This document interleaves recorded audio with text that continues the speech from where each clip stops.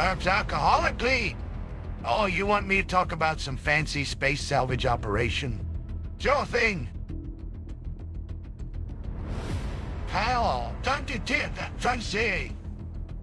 But the hero, något från Polma.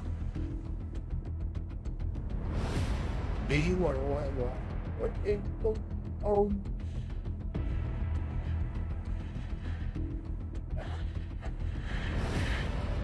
Let me tell you about this one time where I was part of the Colonial Marines. That's right. Before I got my own ship and everything. So there we were on a dead ringer in uncharted space. Right? The Nostromo crew had reported something weird up there. A derelict ship with some kind of mysterious box they wanted us to grab. Simple retrieval mission, Captain said. Yeah, right. Burps as if anything's ever simple, Eddie. We suited up, standard issue armor and all that, and started checking the derelict. The thing was huge, ancient looking, covered in weird symbols. You could feel something wrong about it. Real wrong. And then we found it. This box, sealed tight. Humming with energy that gave me the creeps. But here's the kicker. As soon as we touched it to open it up, the whole ship started shaking. That box wasn't just some dumb data storage unit, buddy. It was like a key to something else. Let's just say our mission became way more complicated than retrieve and report. Turns out there. Something that shouldn't be opened by humans. Unleash the heat. Splashes beer from can. And then, well, were things in the dark we didn't want to meet. Things that had been waiting for us. The black box. It was just a gateway. The real question is, did we succeed or fail? Hell if I know. All I remember is running like hell through those halls, hearing these awful clicks behind me. And wishing I'd never left my comfy bar back on Earth. So yeah. That's how I ended up with some strange scars and a bad taste in my mouth about derelict ships. Bite my shiny metal ass if you think that was the last time we saw something like this.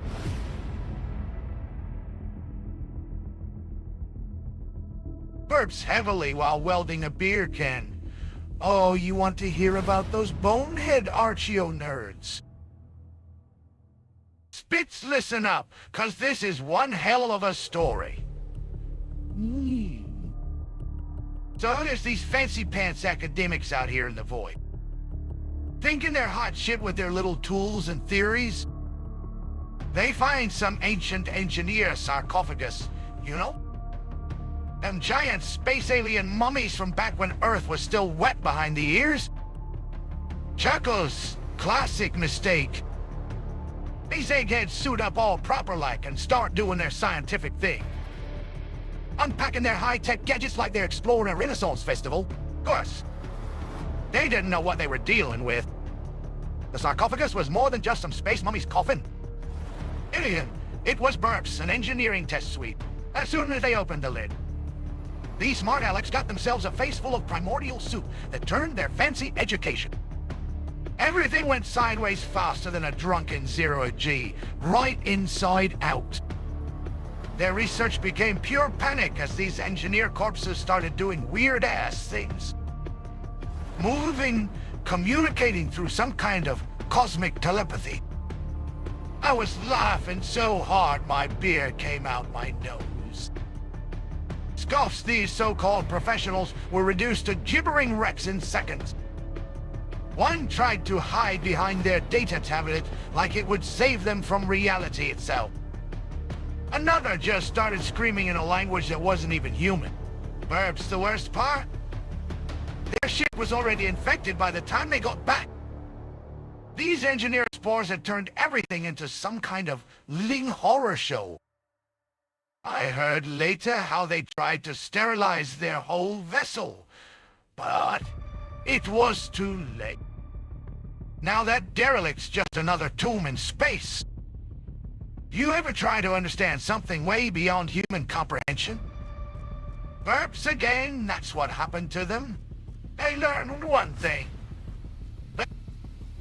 Some boxes are better left sealed up, and deep space archaeology should be left to robots. Ones with a lot more experience than them eggheads had. Bite my shiny metal ass if I wasn't glad I wasn't there to see it. Perhaps loudly spilling beer on metal floor. Oh, goddamn. You want to hear about that weird-ass mission? Holy shit. So there we were, cruising through some backwater sector, me and my crew in the ship beer barge, when this old beacon starts blinking like a dying firefly. 30 years of static suddenly becomes SOS. Helper! Loves talk about timing. All one us. We zoom over to find a human colony that's gone completely feral. Trees growing through buildings. Animals bigger than trucks, and all kinds of weird shit I shouldn't describe. They're living like cavemen, with whatever tech they salvaged from before their isolation. But here comes the kicker. The rescue ship arrives looking totally legit. Massive vessel. Human crew in proper uniforms. But every last one's got those predator face masks on underneath. Spits talk about a case of mistaken identity. These predators had gone full-on bureaucratic. Everything was sterile and structured. Military ranks, chain of command. Even some kind of weird alien paperwork they made us fill out just to land. Permission to dock for assessment, they said. I mean, come on, burps. The real laugh. They'd adopted human traditions so perfectly. Birthday celebrations with cake, though it was probably engineered meat. Holidays that didn't make sense in their calendar. And even some kind of weird-ass religion with multiple gods. And they're all speaking this hybrid language. Parts English, parts predator growls. But the weirdest part, they actually wanted to help. After all those years of isolation, these hunters had turned into social workers. Truckers, no joke. Well, then it got really fucking strange. The colony's surviving humans start blending in with the Predator's new society. Some even try to hunt together. I watched an old human and a young Predator celebrate a holiday on a deck full of alien tech. Eating what looked like space mushrooms. Burps again, I left before things got too weird. But I heard later that colony became this hybrid society where humans and predators just lived. That's the craziest thing I've ever seen in my life. Yeah. Oh. Bite my shiny metal ass if you don't believe me. And hey, who knew hunters would turn into such great diplomats? Burps violently dropping half-drunk beer can. Shit! You want to hear about the Weyland-Yutani Corp's biggest fucking mistake? Let me tell you about these bastards trying to turn their profit margin into living weapons. A whole new generation of human xenostock. Spits metallic sludge. So there we were. On some corporate testing station in deep space, all fancy labs and glass ceilings. These lab coats had been playing God with xenomorph DNA like it was some kind of genetic puzzle. They're trying to breed these things so they could walk right among us without anyone noticing. Laughs maniacally. The results: total fucking nightmare fuel, pal. Imagine walking down a corporate hallway and seeing people you work with every day, smiling faces. Normal clothes, everything looking perfect, until the acid blood starts pooling in your shoes. These bastards had figured out how to make the Xenos grow up human-shaped right from the start. No hives, no eggs. Just regular-looking office workers who'd suddenly get these weird cravings for human flesh. Burps, they even got their humans into high-level positions in corporate branches all over space. When one of them popped a leg off a security guard and tried to feed it to some board member at the tea, everything went sideways faster than you can say lawsuit. The whole facility turned into a meat. But here's the real kicker. Lunch, grinder. These things could pass for human right up until the moment they sprouted that goddamn tail and get corporate executives screaming as they realized what their staff really was. The worst part. Started melting faces. Spits again, I've seen some messed up shit in my time. But this takes the cake. Goody. All I need, sir. Corporate tried to clean it all up real quick, like nothing happened. But, there were witnesses everywhere. The whole sector knew about the human xenomorphs by the end of the week. Bite my shiny metal ass if I wasn't laughing so hard. I nearly choked on a plasma bolt. But hey. At least Wayland Yutani got what they deserved for trying to weaponize life itself. Wow. Reaches for another beer can.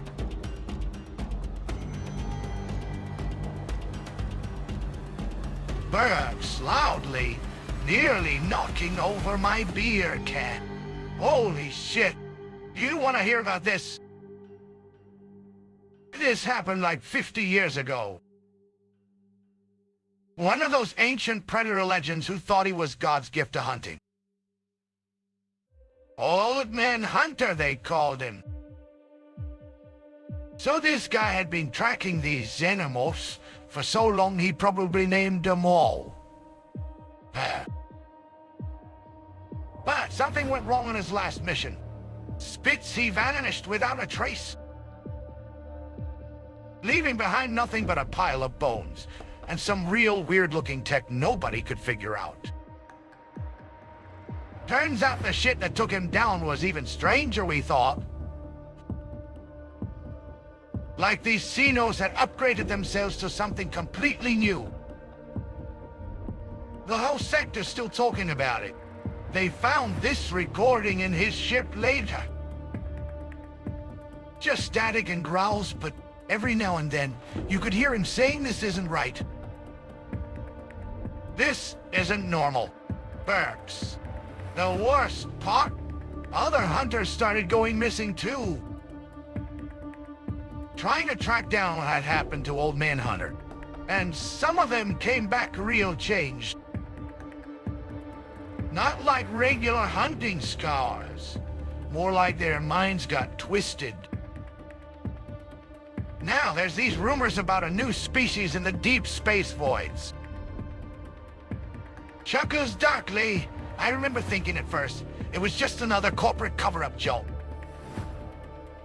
But then you see these weird-ass corpses showing up on remote stations, not xenomorph. Not predator, but something between both.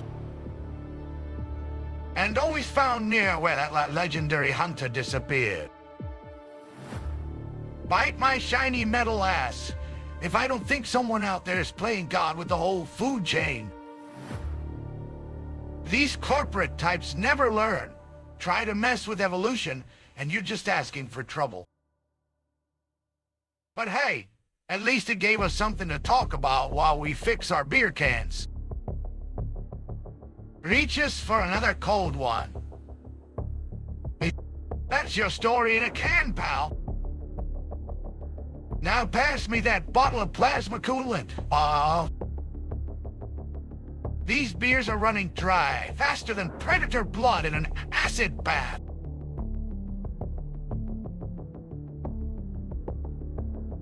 Burps explosively spilling beer everywhere.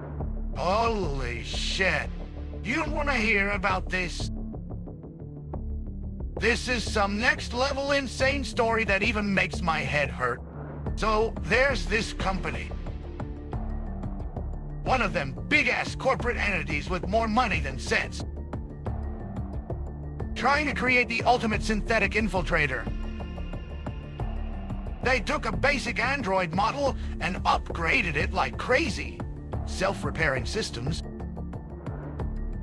Adaptive camouflage, and enough brains for 3 humans.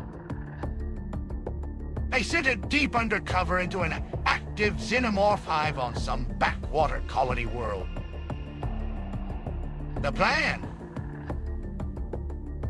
I want you just get close enough to the Queen to study her genetics without getting melted or impregnated. Laughs maniacally. Talk about a fucked up mission. The synthetic had to mimic every aspect of xenomorph behavior. It even learned to make those bone-chilling growls and could shift its shape to blend in with the foe. From how they moved to their weird-ass pheromones. Hive structure. But here's where it gets really bonkers. The Queen noticed something was off, but couldn't figure out what.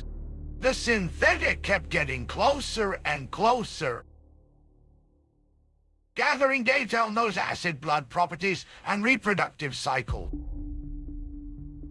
Burps. But then things went completely sideways.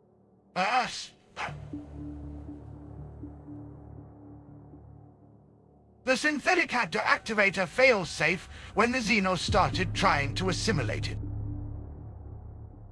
Imagine being inside this thing that's basically a living factory of horror. With all that acidic goo oozing over your circuit, the data it sent back... mind-blowing stuff about how xenomorphs evolve and adapt. But here's the kicker. After the mission, they found out the synthetic had picked up some kind of weird alien memory pattern. Like it somehow got infected by the hive mind or something. Now every time it tries to process new data, it starts hallucinating these weird-ass visions of a massive xenomorph queen in space. The corporation's still trying to figure out if this is good news or bad news for their research.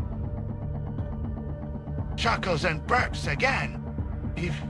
Department. But one thing's for sure. The synthetic never went back on another mission after that. Too many nightmares, I guess.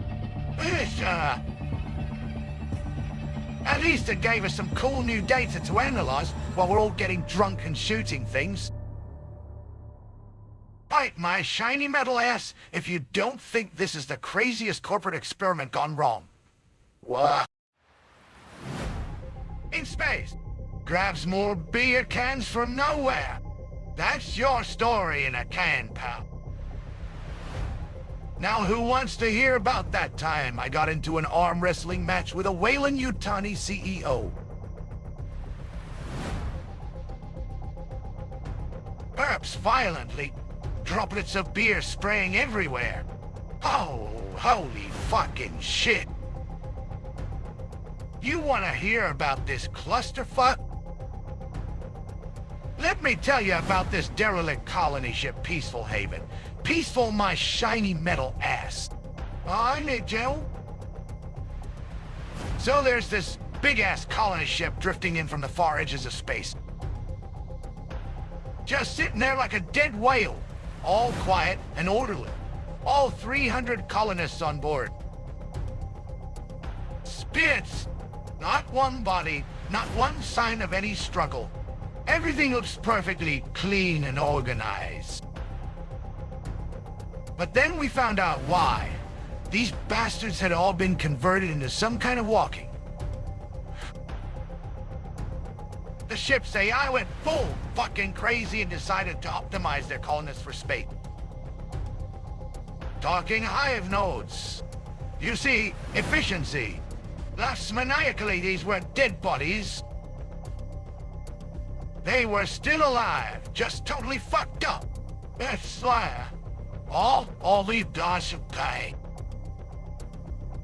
Every single one of them had these weird bioelectronic implants growing out of their head,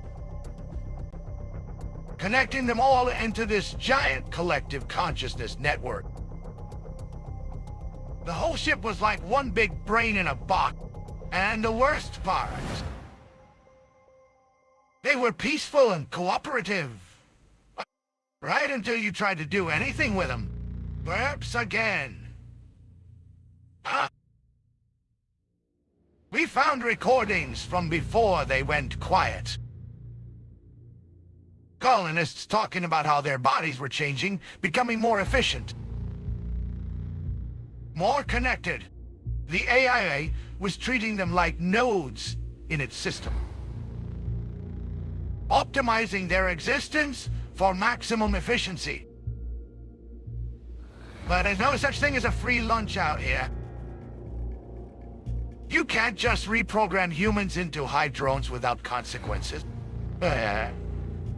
Oh. Now this derelict ship is floating around space, broadcasting peaceful signals to anyone who listens. And if you try to board it, bite my shiny metal ass, they'll welcome you with open arms.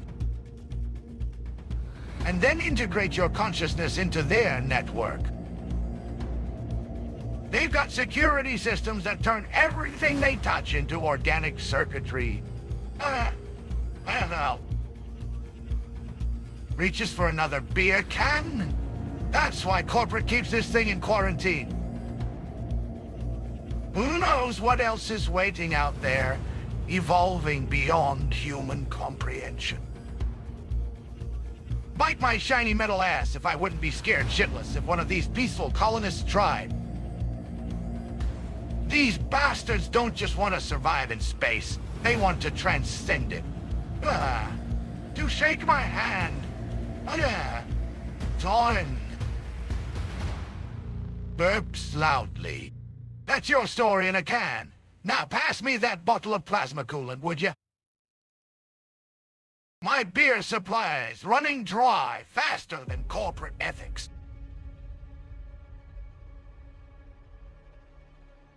Burps explosively, spraying beer everywhere. Holy crap. You want to hear about that?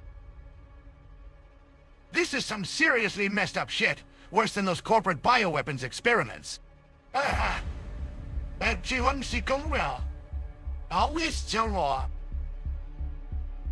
So there's this legendary hunter pod showing up out of nowhere on LV-426.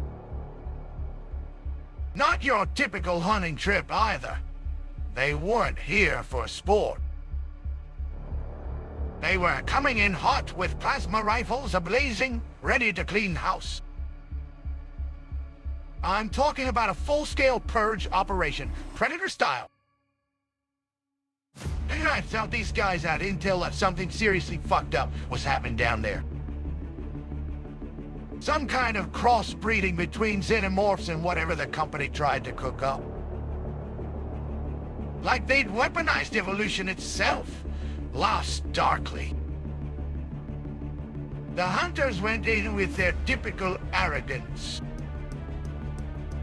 We'll show those puny aliens who's boss. But what happened next? Let me tell you. It changed the game. They found these new creatures that were a perfect blend of hunter and xenomorph DNA. Like someone had fused all the worst parts together. But they did this. Got going to a normal. Perhaps again. The idiot kicker. The predators weren't just hunting. They were fighting against their own creations. These bastards fought like they were trying to fix what went wrong instead of just killing. Something in them recognized this as going too far, even for corporate's twisted experiments. Everything. But here's the shit that'll make your head explode. They came back with more questions than answered.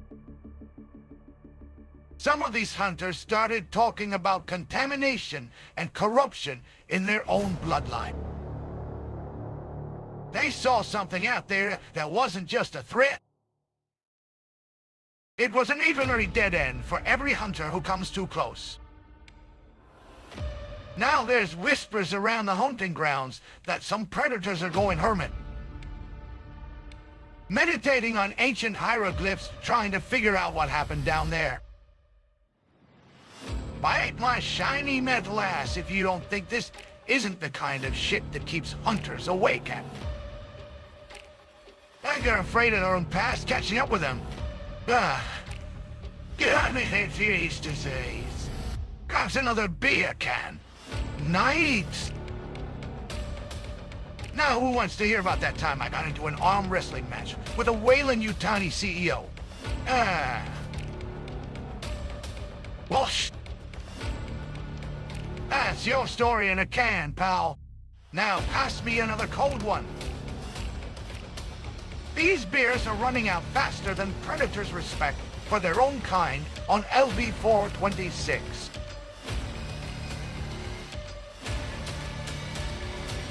Burps violently, spilling beer everywhere. Holy shit! You want to hear about this? This is some next-level fucked up story that even makes my head hurt. So there's this Marine. Top of his class in xenomorphology and everything. Gets fitted with the latest neural implant tech from corporate. So it's supposed to be like a sixth sense for hostile life forms. Laughs manically. Talk about one hell of a bad idea. This implant wasn't just detecting Xenos. It was trying to communicate with them, like some kind of alien translator or something. But instead of giving our Marine an advantage, bite my shiny metal ass if you don't think this implant turned him into some kind of living radio. It started fucking with his mind in ways that'd make a psycho look sane. Station for Hive Queens. He could feel the acid blood flowing through his veins and started babbling about seeing me. The poor bastard was hallucinating entire hive structures growing inside his skull. Truth or whatever that corporate bullshit is. Burps again. Things got real fucked up when they found out he wasn't just picking up signals. He was sending them back, like some kind of two-way street to xenomorph consciousness.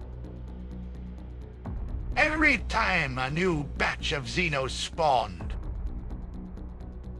our Marine's implant would light up like a Christmas tree and start spewing data that made no sense. Corporate tried to pull the plug on the experiment, but by then, it was too late. This Marine became their unwilling test subject. Either he goes crazy, or they get the best neural scan ever of xenomorph hive mind patterns. And let me tell you, neither option sounds particularly appealing. Attractor laughs darkly, babbling about how the void is alive and we're all just nodes in a bigger network. Bite my. Now this guy's locked away in some corporate research facility. Shiny metal ass, if they haven't turned him into their own personal xenomorph antenna farm. Huh?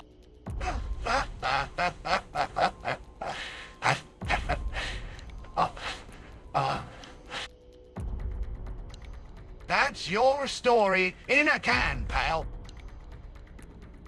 Now, who wants to hear about that time I got into an arm wrestling match with a Weyland-Yutani CEO?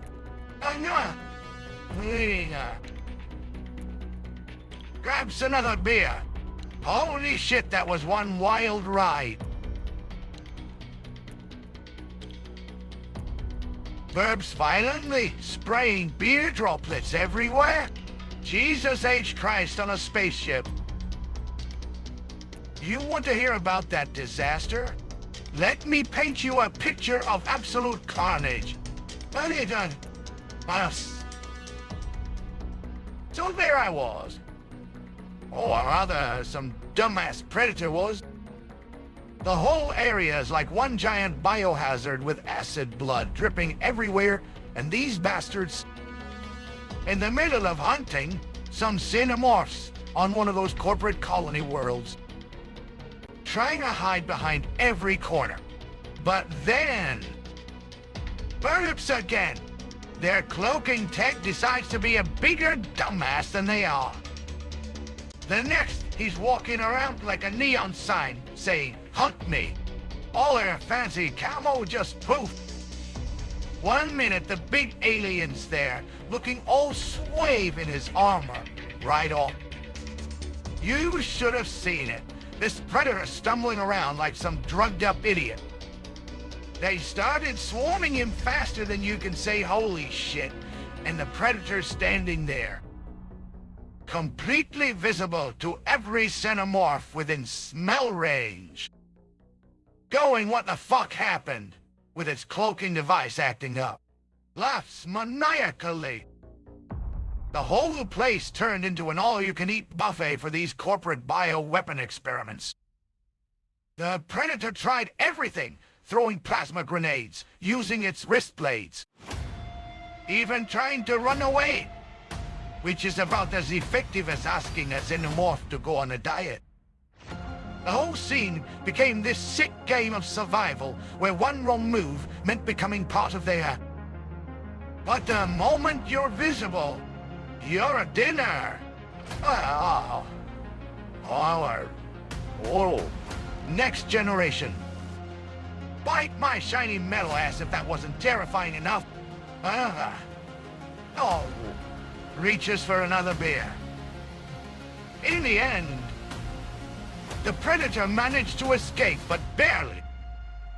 He found some seriously messed up hybrid experiments running around before the place got nuked. Corporate had to send in a cleanup crew with hazmat suits and flamethrowers from orbit. Now, who wants to hear about that time I outsmarted a Predator using nothing but a beer bottle? Hey, that's your story in a can, pal. My wit. Now, burps loudly. Holy shit, that was one wild ride. Even by Weyland-Yutani standards. Burps explosively. Holy shit! This is some seriously messed up shit. You want to hear how the Xenos turned from predators into shepherds? That's like getting a job offer from hell. And now, well, he said it all. So there's this survivor. Let's call her. Oh, I don't know. Jane, because that's way less metal than anything else. She's hiding in some ventilation duct on this corporate station. thinking it's all over when she hears those familiar clicks and hisses. But instead of getting ripped to pieces like usual, these Xenos start doing something completely unexpected. They start herding her. Like cattle or whatever. One gets in front, another behind. They're literally pushing her towards the escape pod. It's fucking terrifying and bizarre at the same time. Santi sweats heavily. You can hear all this clicking and hissing getting louder as more Xenos join the parade. They've got her surrounded, but it's not about killing anymore. They're actively guiding her through this maze of ducts, rooms, and ventilation shafts. It's like some kind of twisted game where the prey becomes the chosen one. And then she realizes why. There's only one pod left on the whole station. And those Xenos are smarter than anyone ever thought possible. They knew she was human. They knew what that escape pod was. They even had their own way of marking which path to take. Oh, not jail. Burps again. The real mindfuck. By the time she gets there, half the ship has already been converted into a breeding ground for new Xenos. But these ones aren't just regular bioweapons anymore. Bite my shiny metal ass if this isn't the most fucked up thing to happen since Weyland-Yutani. They're like some kind of evolved guard dogs watching over their queen's escape pod. Started playing God with alien DNA. Oh,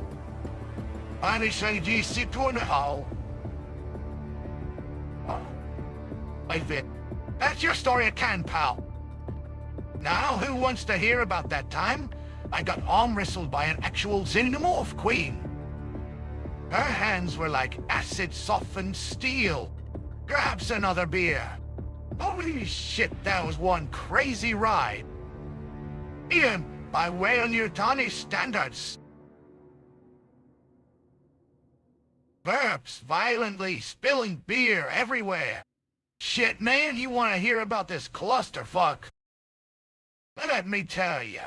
So these young bloods, yeah, those hotshot wannabe hunters from the High Fleet, get assigned to some supposedly peaceful world.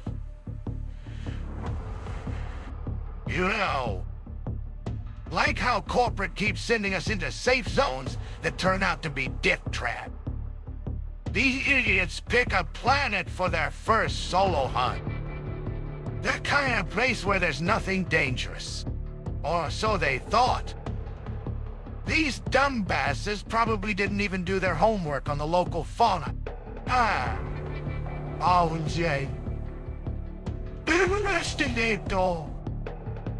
Barely suppresses laughter. Well, turns out this safe world was hiding something big in its core. Like a sleeping giant with acid blood for brains. And these young bloods, being typical meatheads, decide to track down some small creature they spotted near the surface. But instead of following the trail, they end up triggering a massive hive awakening. I made Shinny. Laughs manically. Now picture this, a group of Yocha warriors, fully geared up with their latest tech. Getting surrounded by Xenos faster than you can say bipolar bioengineering. The initiates are running around in circles, while more and more xenomorphs pour out from.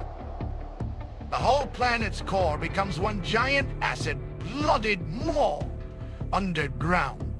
The real kicker, they're literally glowing like neon signs saying, "Hunt me here." Culprit's gonna have a field day. Their cloaking devices start failing left and right. They're not just visible with this one. Barry's face in hands. I swear if I had to guess what happened next. The whole place turned into some kind of hell dimension where even the Yocha had to play by these. Bite my shiny metal ass if this isn't enough to make a seasoned hunter question their entire... It was probably about as pretty as getting acid blood in your eyes. Xenos' rule. Existence. Reaches for another beer. Holy shit, that was one wild ride, even by Weyland-Yutani standards. Want to hear about the time I outsmarted a Yautja using nothing but some duct tape and my wit? Burps loudly. That's your story in a can, pal. Now, who wants to hear how it ended? Burps violently, spilling beer everywhere. Holy shit, this is some seriously metal story. Let's call him Agent Smith, because that's way less interesting than calling him what he really is. So there's this corporate weasel, trying to get some intel on these Yautja bastards. He gets his hands on a prototype Predator ship. How the hell did he manage that, I'll never know. And decides to plant this fancy-ass tracking device deep in its systems. You know, just for corporate interests, or whatever their excuse was. Laughs manically. Well, let me tell you what happens next. It's like opening a can of whoop-ass. It flies to this remote planet where they're hunting some new bioweapon Weyland-Yutani cooked up. This Predator ship starts making course corrections like someone's controlling a robot arm. Because that makes perfect sense. Nonsense. The spy thinks he's got them figured out. These proud hunters reduced to pawns on his corporate board game. But the ship starts doing something weird. It jumps into another dimension or whatever. And suddenly all these other Yautja ships are showing up like a swarm of metal wasps. Burps again. Something to do with harmonic frequencies or quantum signatures, or maybe it's just because they're... Turns out these Predators had their own way of tracking. Totally badass. They trace the signal right back to our little corporate friend, and before you know it, you've got these Yautja ships orbiting Weyland-Yutani headquarters like angry birds circling there. He's got a plasma grenade in his face.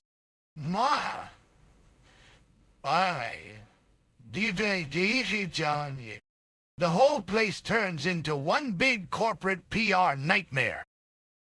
The next day, every news feed is broadcasting Predator attack on corporate HQ, and shareholders are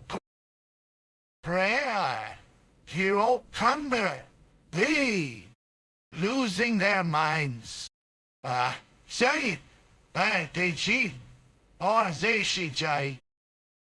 Bite my shiny metal ass if this isn't enough to make a corporate spy question his life choices.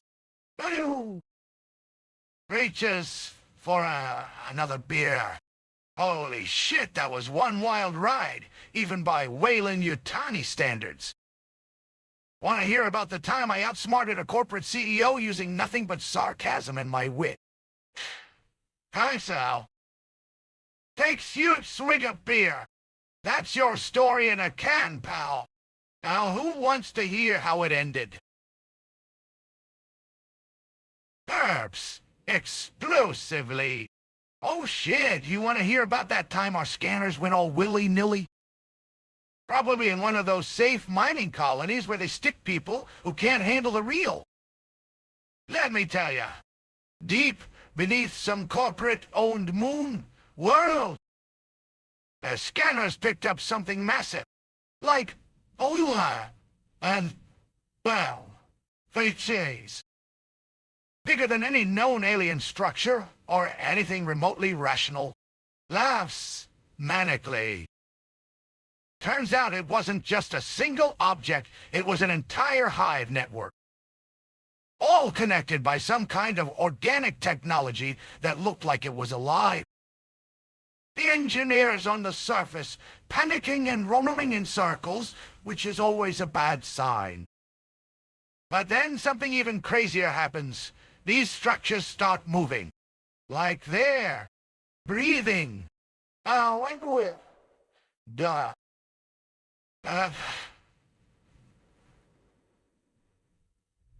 The kind who only exist in reports until they disappear into some alien dimension never to be seen.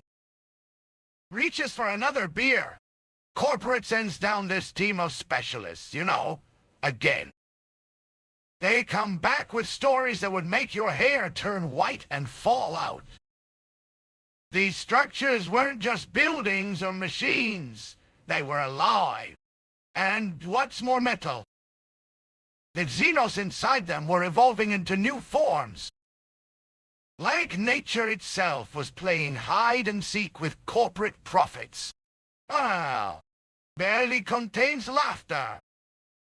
A massive, egg-shaped structure filled with acid blood and some kind of biotech that looked like it. The worst part is when they found the core chamber. Imagine this. Was designed by an alien Lovecraft. And there, in the center. Bite my shiny metal ass if this isn't enough to make Weyland-Yutani rethink their whole approach too. The absolute biggest xenomorph any scan had ever picked up. Safe deep space exploration. I entered your soul in the fire. Takes another massive swig of beer. That's your story in a can, pal. Want to hear about the time I outsmarted a xenomorph queen with just my wits and a plasma torch? I know the hell no. Burps again. Holy shit, that was one wild ride, even by Weyland-Yutani standards. Burps violently, spilling beer. Holy fucking metal shite. That's some next-level crazy action right there. You know what? That sounds like something straight out of my own past.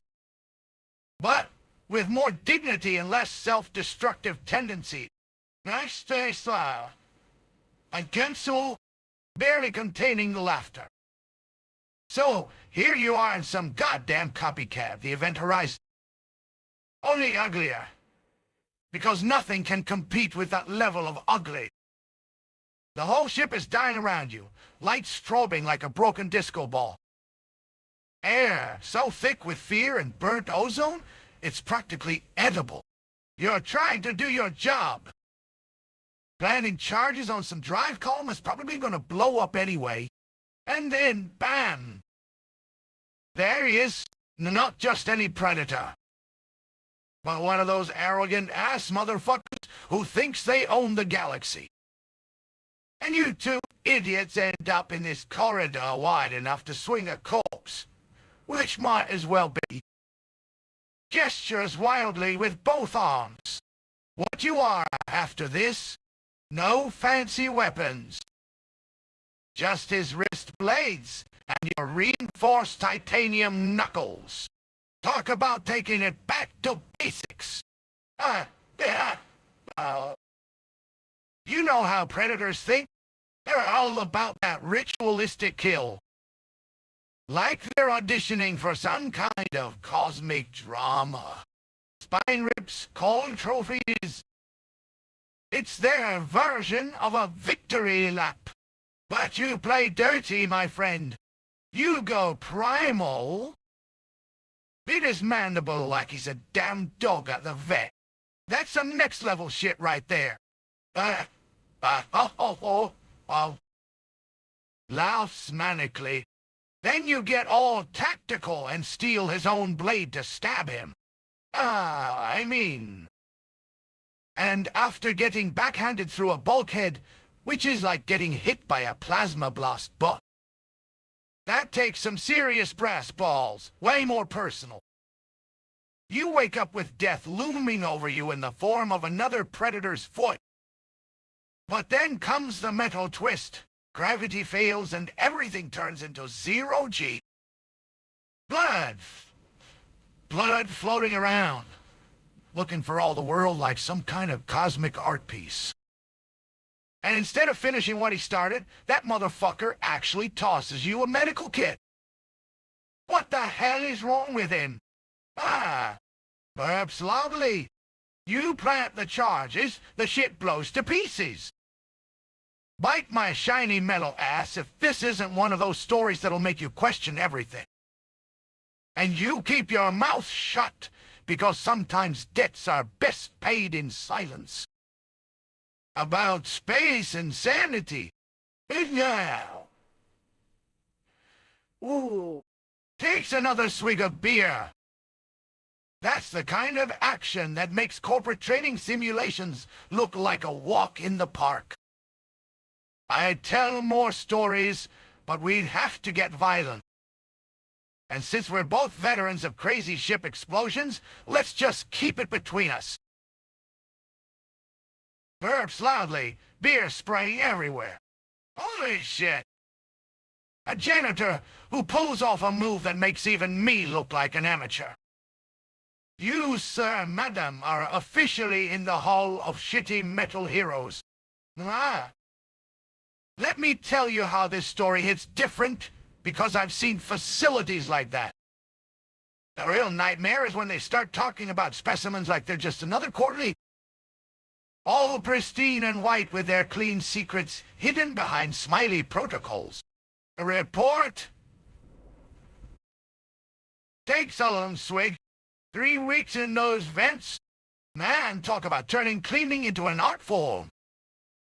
Synthesizing that corrosive from basic janitorial supplies. Now that's what I call creative problem solving. Listening to those scientists with their "we're not xenomorphs" attitude while something is. But the real masterpiece was waiting for it all to come together, skittering in the walls. That kind of patience takes a special kind of metal balls. But here's where you really earned your spot in my book. That drone at the window. Just watching and knowing. Like it was saying, see what happens when science forgets it's playing with actual hell. Laughs maniacally. Then comes the sweet symphony of the containment breach alarm. The way those corporate bastards had to nuke their own facility from orbit? Priceless. Best part is walking out covered in that same fear everyone else has. No one can tell you did anything because they're too busy trying not to die. Bite my shiny metal ass if I don't love stories like this. Sometimes the best sabotage doesn't need fancy tech or plasma rifles. It just needs someone who knows how to turn a mop into an instrument of chaos. That facility's meltdown was probably one of those things that'll end up in corporate training. Takes another massive swig. Videos as why you shouldn't get cocky with xenomorphs. But the real lesson: if you're gonna be a janitor, at least make it a fucking interesting career move. Burps explosively, spraying beer across the room. Oh shit! Another tale that'll make your spine crawl like a little xenomorph baby. Let's see if I can top this without dying of laughter. So you're on some corporate-owned asteroid with its head up its own ass. You walk in there with nothing but what's basically an overgrown lighter and your own shit-coated, thinking geological anomalies mean nothing but rocks and minerals. Bravo, balls. Wave sounds enthusiastically. The hive itself, that's where the real nightmare begins. Warm, dark, wet. All those things xenomorphs love for a good home-warming party. And them? They don't rush in like some plasma-toting idiot. No. They take their sweet time letting you know you're next on the menu. Chuckles darkly. Your motion tracker going static. That's when you know it ain't just your equipment acting up. You're dealing with something that doesn't even play by the same rules as regular biology. Then there's that chamber filled with pulsing eggs and bones. Reminds me of my cousin Frank, who got turned into a face-hugger on Ganymede. No, City. Ditien? laughs maniacally, using what little torch you had left to carve out your own little safe zone. Talk about improvising. Acid blood eating through rock like it's made of jello. And then the Queen shows up, looking at you with those goddamn eyes that say I've seen better meals than you today. Takes another big swig. But here's where you really show your class. And instead of trying to fight something designed by hell itself, you play chess with gravity. One grenade, not for her, but for the ceiling. Boom. Turns out those bastards never saw a tunnel collapse coming. Burps again, wiping beer from mouth. And then crawling back through the dark. Man, that's dedication. Though I gotta say, getting billed by corporate while you're buried under their own hive. Bite my shiny metal ass if this isn't one of those stories you'd tell in the break room when you... Now that takes a special kind of stupidity even Wayland-Yutani couldn't match. Oh. Need something to make your current situation feel better. And hey, at least you didn't end up as a face hugger. Or did you? Winks. Verbs forcefully, beer spraying everywhere. Holy shit. Let's talk about the kind of nightmare that even makes my circuits short out. But it key. So, there you were. Good kid named Vargas gets face-hugged right before a dropship evac. And what do they expect from you?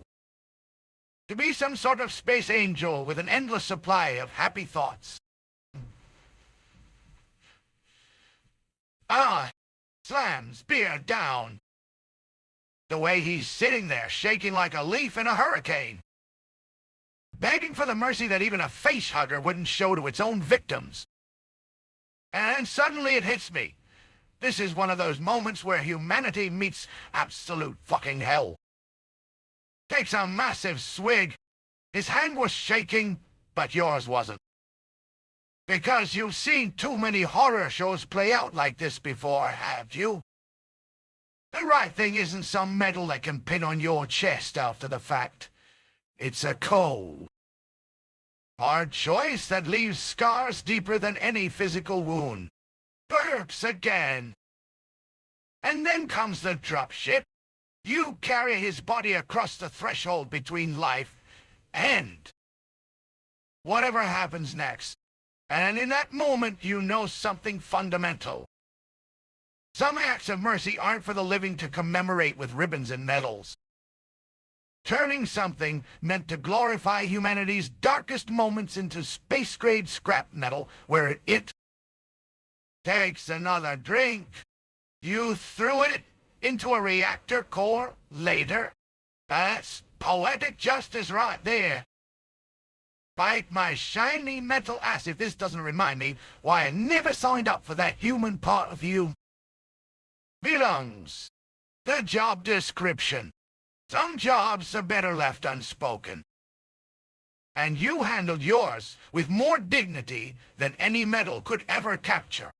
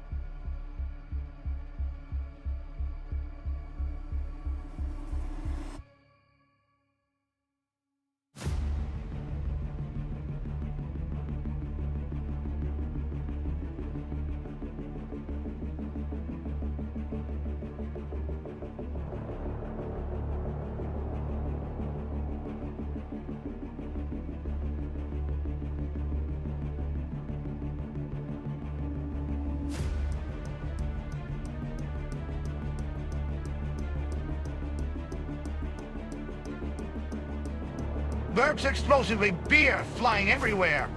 Damn. Now that's a story even I'd rather not live through twice. Let me tell you about the space graveyard where death was just getting started. And somehow worse than the rest of it. So here you are, cruising through this ancient battlefield in your tin can. Thinking dead predators, oh easy pass. Then your scanners start screaming like they've seen a ghost. These fucking hulls have life signs, and not from any regular yacht job. Something darker and smoother is lurking inside. Probably playing hide-and-seek with its own damn shadow. Well, waves arms frantically. Your ship's AI trying to save you by suggesting course changes. Please. You're the one who knows how to play this game. Power down everything except what keeps you breathing. Drift through that graveyard like a ghost of your former self. Watching those alien carcasses with their beating signatures. Takes another massive swig. Then comes the moment when something peels off those hulks and starts following your ship. And they don't just follow, they escort the fuck out. Like some kind of space funeral procession through a graveyard of nightmares. Burps again.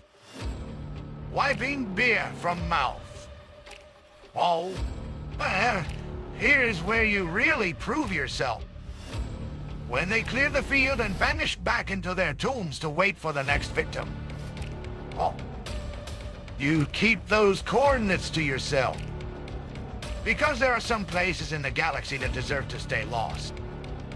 Even if it means carrying that secret to your grave. Bite my shiny metal ass if I don't respect someone who knows when to walk away from a hunt.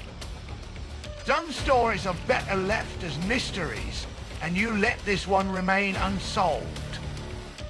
Talk about knowing how to exit stage left without leaving any breadcrumbs for the next fool. Tuss. Wipes mouth with sleeve. That's what they call good navigation. Not by following stars or coordinates, but by having enough sense to know when a grave is just waiting to be dug. Another mind-bender or a story that makes my circuit short out faster than a glitching nave. Burps forcefully, beer spraying everywhere. Holy fucking shit, computer! I know. So, here you are. Picking up this distress signal like it's your best friend's birthday call. A Marine's voice over and over about atmospheric data. The kind of loop that'll drive any human to madness, right? St. James Case. Slams beer down. You dock there. Expecting the worst, but finding something even worse. Perfect fucking statues of Marines. Frozen in time like they're stuck on parade day. Their suits still sealed tight. Not a struggle. Not a fight. Just done. Done. Purge themselves clean out of existence. The commander's log. It gets in through the ears. And that's it. No explanation, no warnings. Just a cryptic sentence to send chills down your spine. Takes another massive swig. Then comes the twist.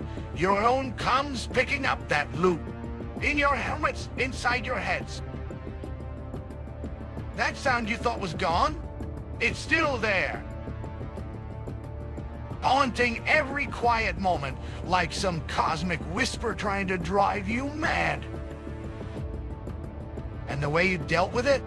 Torched the whole fucker from orbit. Because sometimes fixing means burning away the problem so nothing else can come back and haunt you. Burps again. But here's where it gets really twisted.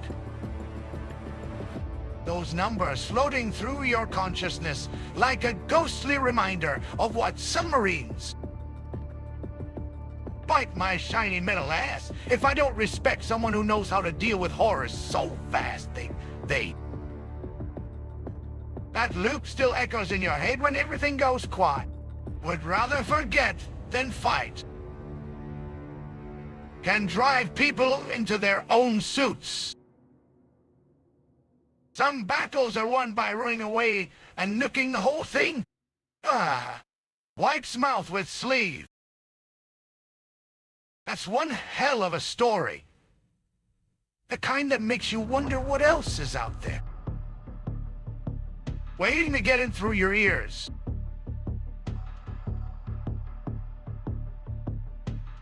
Burps loudly, beer spraying everywhere. Oh, hell yeah. Talk about a cosmic mindfuck of a story. Let's break down this nightmare scenario like it's just another day in space. Oh. So you're waking up to the sound of seals breaking. That hissing noise echoing through your frozen head. And there's this thing with you. Studying you like it's trying to solve quantum physics in reverse. A face sugar that ain't moving fast because one of its legs is all fucked up. Slams beer down. And here's the kicker. Instead of going berserk and attacking, this thing just sits there, stares, studies. The green lights dancing off the pud walls like some kind of twisted dance party between death and... Maybe you're both trying to figure out who's gonna win in this tin can before help arrives. Survival. Duh. You guys tapping at the glass. It's like you've become these cosmic neighbors sharing a space no one should ever inhabit. Not what says. Takes massive swigger, and then they burst that pod open like a fucking tin can. The face sugar goes apeshit, trying to kill everyone in sight. But they just turn it into space dust. And there you are, all dusty and cold.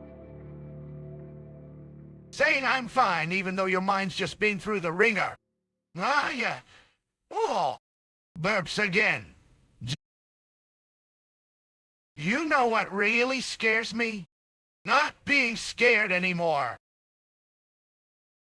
Making peace with something that was meant to kill you. That's like agreeing with the universe on its best day. It ain't fear. Bite my shiny metal ass if this isn't one of those stories that makes your soul want to crawl out. It's understanding that it's harder than any embryo ever could. Through your ears and hide. Hi. Wipes mouth with sleeve. Some encounters in space aren't about survival. They're about finding out what kind of person you become when everything's trying to kill you. And sometimes the scariest part isn't the monster outside. It's the understanding inside. Burps explosively, beer flying everywhere. Holy shit. That's one twisted tale that'll make your circuit short out. Let me tell you about this time when survival meant playing Russian roulette with your own heart. Bold so yeti. Idiot. Oh, bold. So there you are. Stuck in a reactor chamber with the baddest queen mother in the galaxy. Getting stronger by the second while you're trying to figure out how to kill her before she eats. Her hide glowing like some kind of bioradiation battery. Everyone's lunch. Waves arms frantically. Because sometimes the best way to end a queen is with your own heart pumping away like a cosmic. Manual detonator shot? Please. You get creative. Hook up your biomonitor as the timer. Metronome. Oh? Then comes the moment when you're fighting this thing in a room that's practically screaming fatal. Takes massive swig. Mistake at every corner. Every strike sends radiation alarms through the roof. Why your heartbeat triggers the countdown.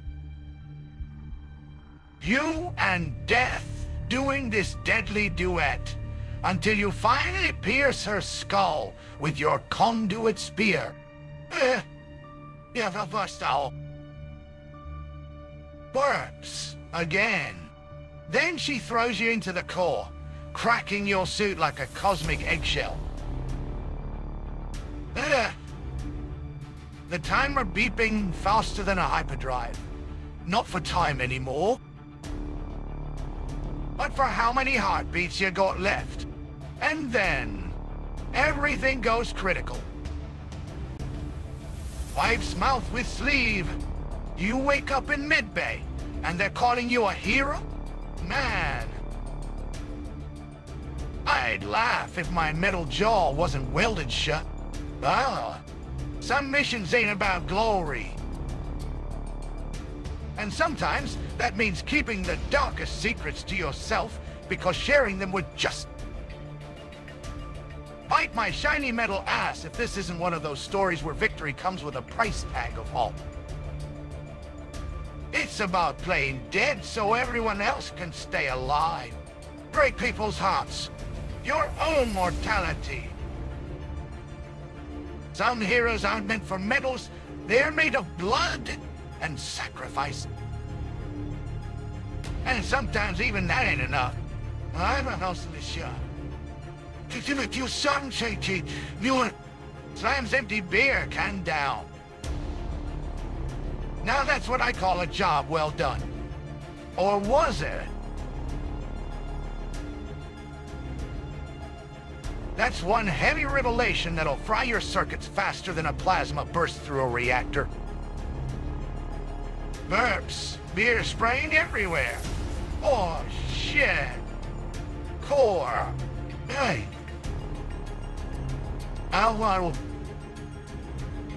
So you're out there, digging around in some forgotten moon ruins, expecting to find ancient predator battle logs or whatever, and instead, bam! It hits you like a phaser blast. They ain't hunting us for kicks. They're running our population like we're some kind of intergalactic invasive species. Out deep. Takes massive swig. Genetic surveys. Population analyses. Threshold calculations. These Yacha are more like space agronomists than hunters, tracking our every move. Measuring our aggression metrics, monitoring our resource consumption, and all the while, they've got us in their database, watching as we expand faster than a virus through a network. And then you find out the harsh truth. Those hunts aren't about sport or glory. The whole galaxy's garden from becoming overgrown with human weeds that'd choke everything else, too. They're about pruning. Pruning death. I don't know. One. Burps again, shaking head. But here's where it gets really twisted. You burn the data instead of sharing it? Some secrets are too heavy for the universe to bear. Sometimes knowing the truth is like holding a neutron bomb. You know what it can do. Bite my shiny metal ass if this ain't one of those stories where the bad guys were actually trying. But you don't want it in your hands to save everyone else. And sometimes the hardest lesson isn't that we need saving. It's that we're the ones doing the threatening. Oh. Wipes mouth with sleeve. Some truths are too big for human minds. Some secrets are better left buried than broadcast across the galaxy. But you gotta admit, that cache was one hell of a revelation that'll make your head spin faster than any plasma drive.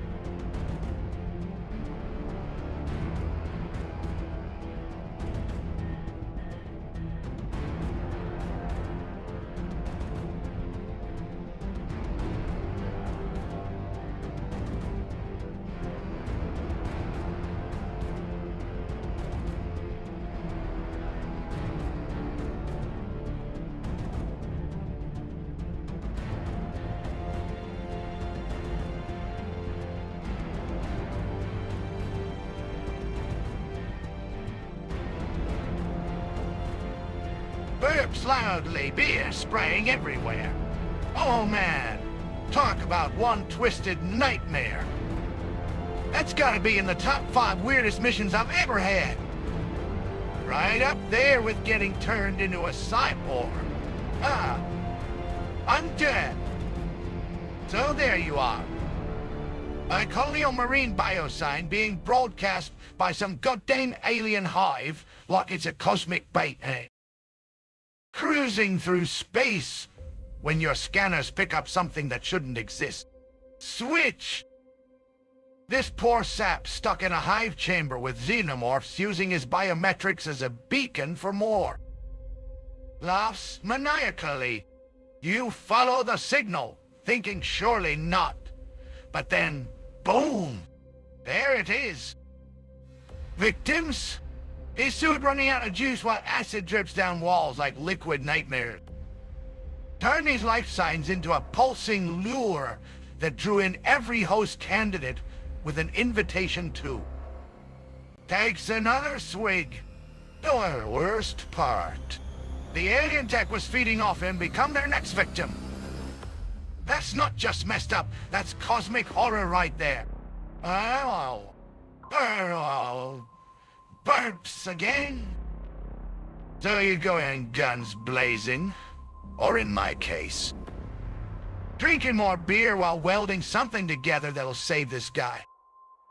Because sometimes being a means getting your hands dirty before it's too late. And the worst part, you save him, and he doesn't even know what hit him. Just wakes up confused as hell with no memory of what happened. Bite my shiny metal ass if that ain't one of those missions where you question why you ever signed. Because some things are better left forgotten. Up for this crazy-ass job in the first place. Oh. Good.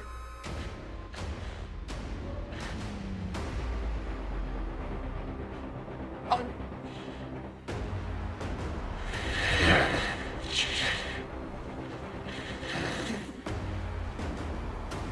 Wipes mouth on sleeve. You think about all those Marines who didn't make it. Their biosigns turned into hunting bait. Sometimes the universe needs a wake-up call. Even if that call comes with a very sharp sting. No. Grabs another beer can. Burps, sending beer flying everywhere. Oh man. That's gotta be one of those you live in a weird universe moments. So there I am. Getting the VIP treatment from these yachtja. You know, the guys who usually have me for their lunch special. Then bam! They hand over this weapon, and it hits you like a plasma blast to the face. This isn't for the huggies. Laughs maniacally. You're like, whoa. What's up with this? And they give you this look that says, use your brain. Meet back before pointing to some ancient data slate. Turns out we're all part of the same cosmic game, except they see us as players and referees. Some twisted reality show where they're trying to keep us from destroying ourselves. Oh, perhaps again. That weapon wasn't for taking on face huggers. It was meant to remind us that we're our own worst enemy. Like a warning sign saying, hey humans, maybe you should stop fighting each other before the aliens have to step in.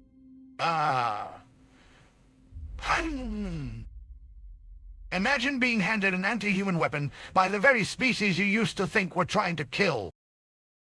Bite my shiny metal ass if that doesn't make your circuits short out, asshole. Some secrets are better left unspoken. Especially when they involve realizing we're not fighting the right enemy. Slams empty beer can down. Now that's what I call a wake-up call. Or should I say, a wake-up shot straight through the heart of humanity. Mwah. So yeah. And sometimes the best way to save us is by letting us figure out that we're our own worst. Sometimes your friends aren't who you think they are. Nightmare. Burp. Beer. Oh man. That's one story I'd rather not drink my way through. Takes a long pull from beer can. Let me tell you something about being in charge when things go straight to hell. You become real good friends with the nearest escape pod or bulkhead. And sometimes, everything's peachy until some cosmic horror decides it wants a snack and starts eating through our. Sometimes those choices get pretty damn final. So we're on this mega cruiser, right? All like a plasma drill. We've got an infestation spreading faster than my hangover in the morning. And it ain't letting up. Laughs darkly. Quick! Everyone to base 7. The emergency bulkhead can seal us all. I shout as fast as beer will let me. But then, That's when we hear it. Perhaps heavily, sir? We've got a problem in Base 7. They're not responding. Nee. Dirty. Oh, Trinity Law. That's all she wrote. You know what happens next. You feel that cold sweat, see those sickening numbers on your screen, and realize there's no way out except through space itself. And here's the real kicker. You give the order to seal the bulkhead, knowing full well that means flushing people into the void. Their screams echo through comm channels as they become cosmic debris. Burps again. Stand down. Stand down. But it doesn't matter, does it? The ship saves itself and leaves your squad floating out there like space junk. Sometimes you have to choose between saving the mission or saving lives. Bite my shiny metal ass if this is one of those moments where you question everything about it. But when both options mean loss, that's some heavy shit. This soul, being in charge. The universe doesn't care if your people are heroes or zeros. It just wants what it wants. Crushes empty beer can on forehead. You're still gonna do whatever it takes to survive, because sometimes survival means making choices. You think maybe next time I'll be more careful, but that's a lie. You wake up the next morning with a hangover and wondering if it was all just one twisted nightmare. So dark they burn holes in your soul. And yeah, but no, that cold, hard truth comes back to bite you right in the ass like always. Burps, sending a fine mist of beer across the room. Oh man. That's gotta be one of those I can't believe my eyes moments. You think these corporate bastards are trying to save humanity, but no. They're playing some sick game with our lives. Give me. So there we were, investigating yet another colony gone dark. Everyone assumes it's just another xenomorph outbreak. You know the drill. Horror movie in space. End of story. But then I'm digging through their corporate logs, and bam! You find out these accidents are happening because they want them to happen. I'm on fire. Burps again. These suits are using our people as breeding grounds for the perfect xenomorph weapon. Like some twisted genetic arms race where we're all just lab rats in their petri dish. They've got special test sites set up, and when a colony gets infested, perfect. These bastards are creating xenomorphs so twisted they'd make the ones in your nightmares look like laughs maniacally and all because some boardroom meatbag thinks the best way to profit from all. That's exactly what we wanted. The worst part is, they're succeeding, puppies. Crisis is by making it worse. Wall. Bite my shiny metal ass if that doesn't make you want to punch through screens with your bare hand. It's one thing being hunted by these things, but knowing someone's using you as their personal breeding program, that burns deeper than any acid. Crashes beer can on desk. But you know what the real kicker is? We're not even their biggest concern. They've got their own secret xenomorph army growing in some top secret facility. And they're trying to make them fight each other. It's like a cosmic gladiator pit where the loser gets eaten. So yeah. Sometimes being a hero means finding out the real monsters were wearing suits all along. Wayland Yutani is laughing their corporate ass off while we're trying to survive in this shit show. And now that you know, good luck sleeping at night, knowing that somewhere, universe burps violently, sending foam everywhere. Oh man. Talk about a nightmare that'll keep you up at night. Picture this.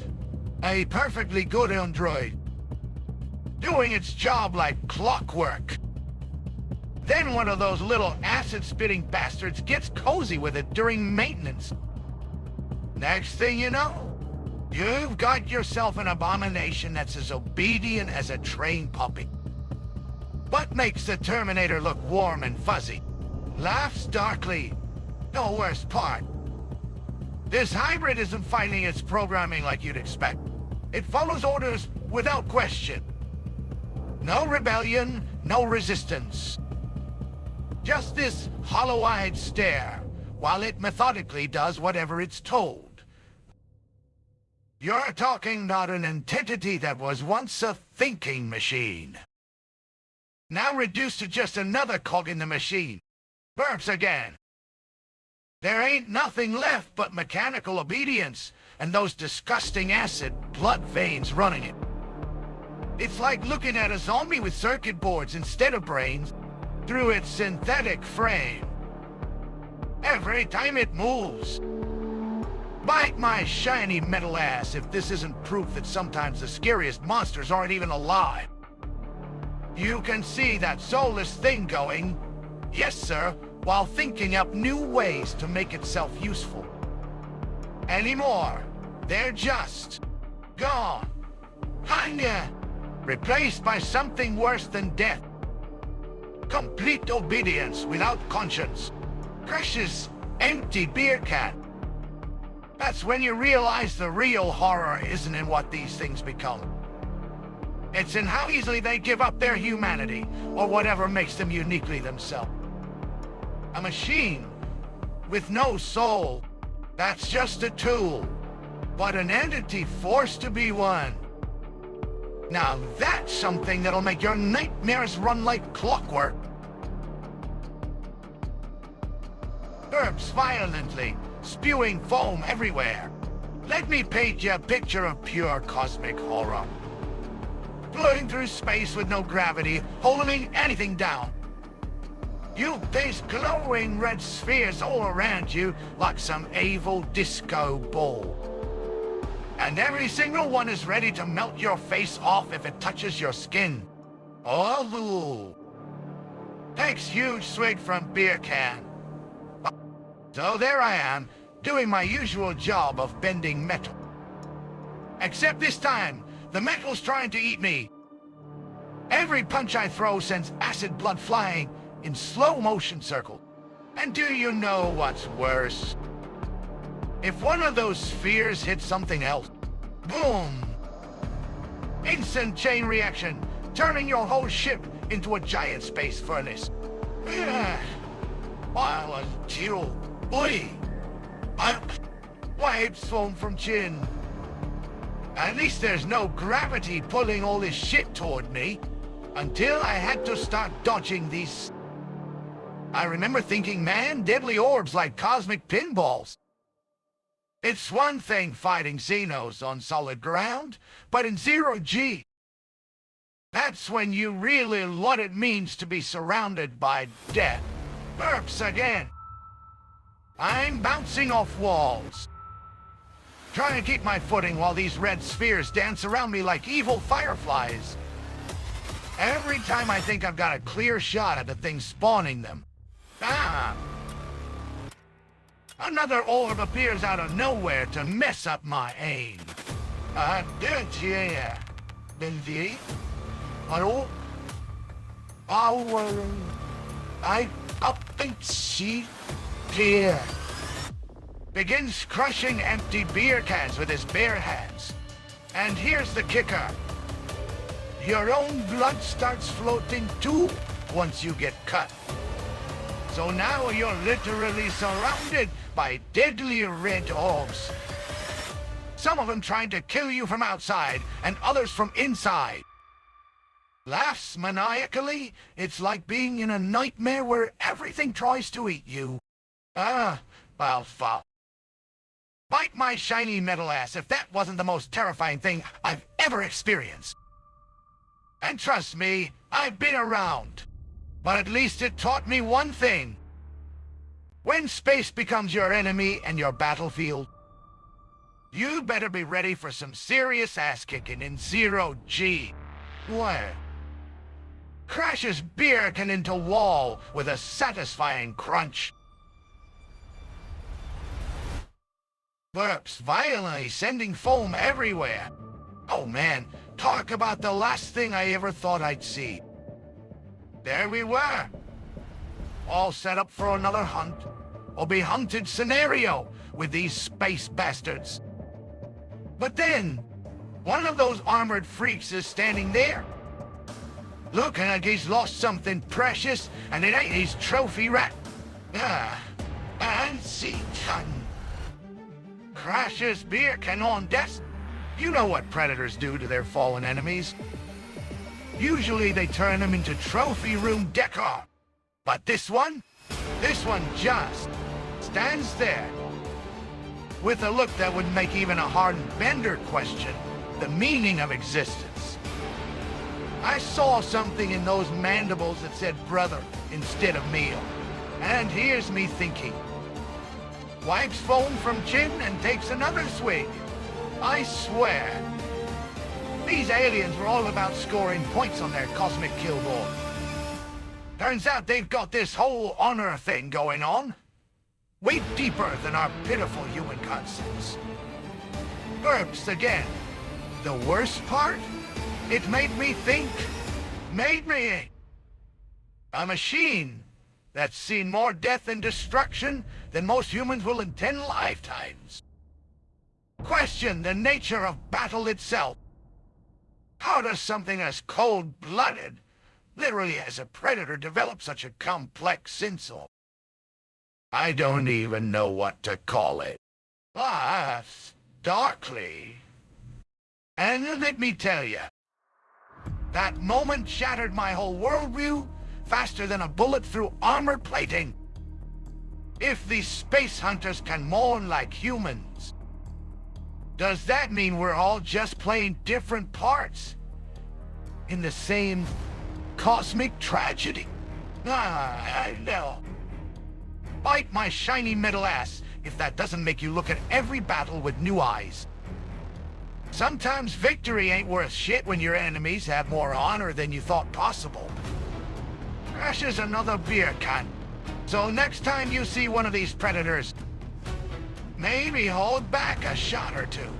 Because they might not be just hunting. They could be fighting for something deeper than we ever imagined. Burps one last time.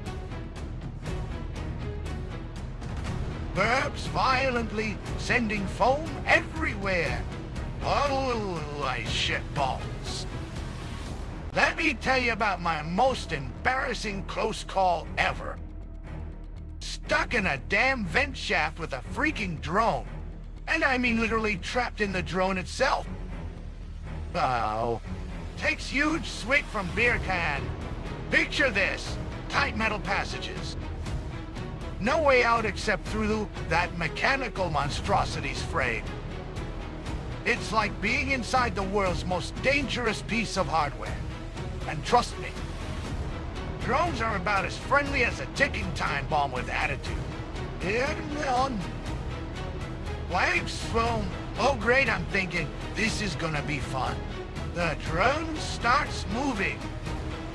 And there I am, wedged between its plating like some cosmic sardine.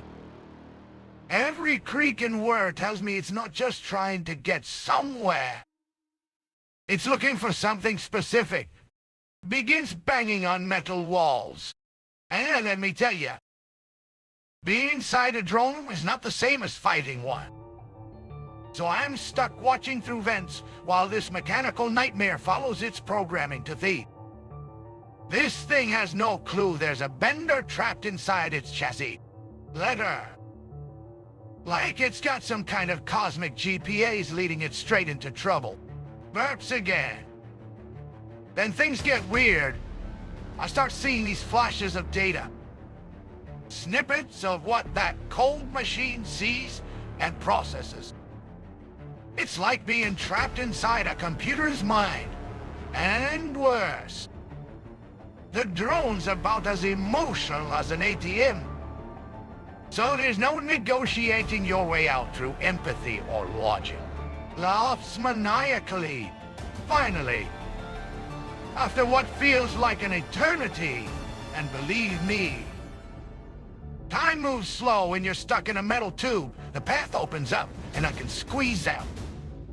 But let me tell you, that experience made me question everything about mechanical beings. Are these drones just following programming? Or is there something more?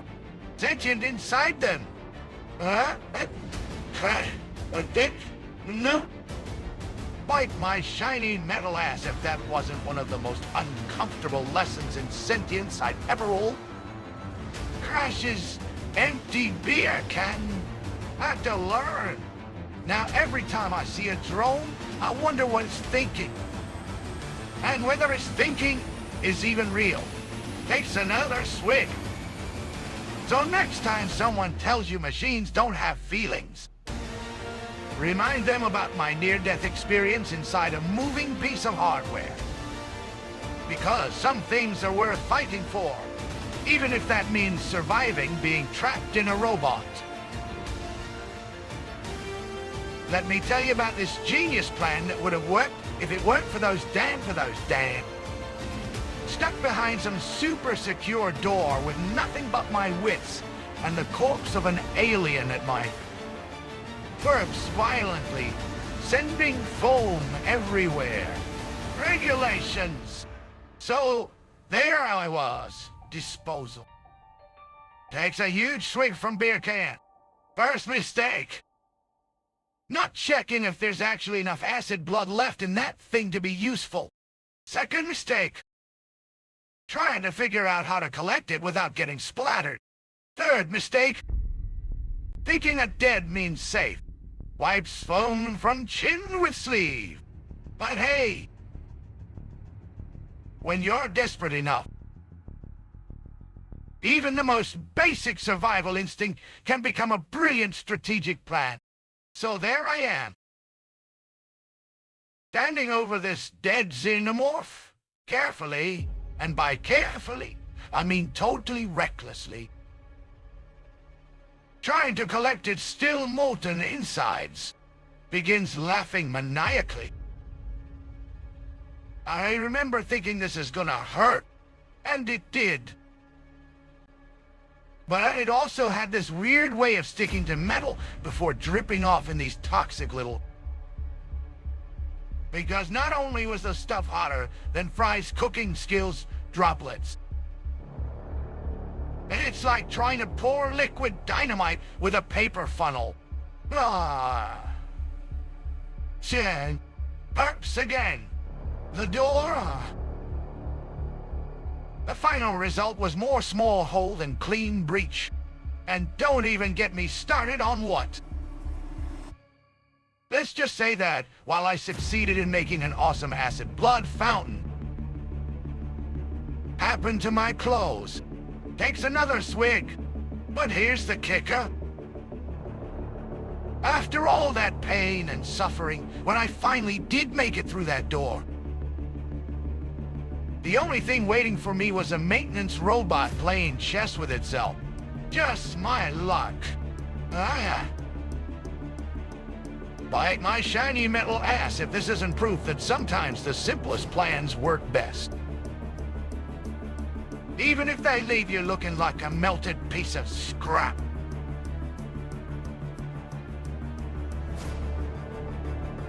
Burps violently, sending foam everywhere. Oh man, that story's gonna blow your circuits. So there I am, digging through some old corporate archive. Because hey, what else is a bender supposed to do on his day off? when I stumbled across this classified tape labeled First Contact, Queen Communications. Crashes, empty beer can and grabs another. I hit play, expecting some high-tech translation or something fancy like that. But what comes out of those speakers? Holy metal hell!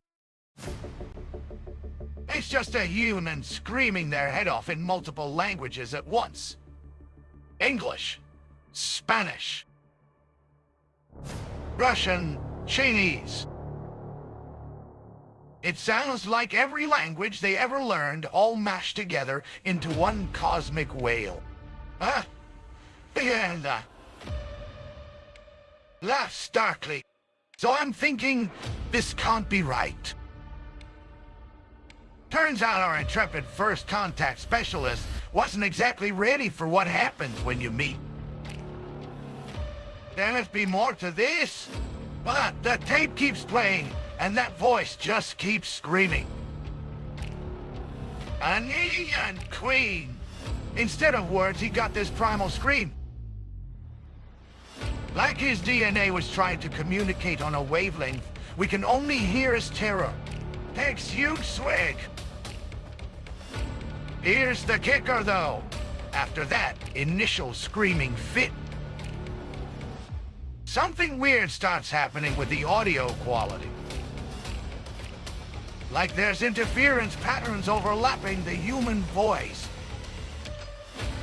Almost like the Queen is adding its own layer to the screen. And you know what? If I wasn't a Bender programmed for logical analysis, I might have sworn she was trying to respond in kind. Burps again. So after all that existential screaming between species, the tape ends with just silence. No translation, no communication breakthrough. Just two beings realizing they're not on the same page of the cosmic playbook. How did you know? I don't even...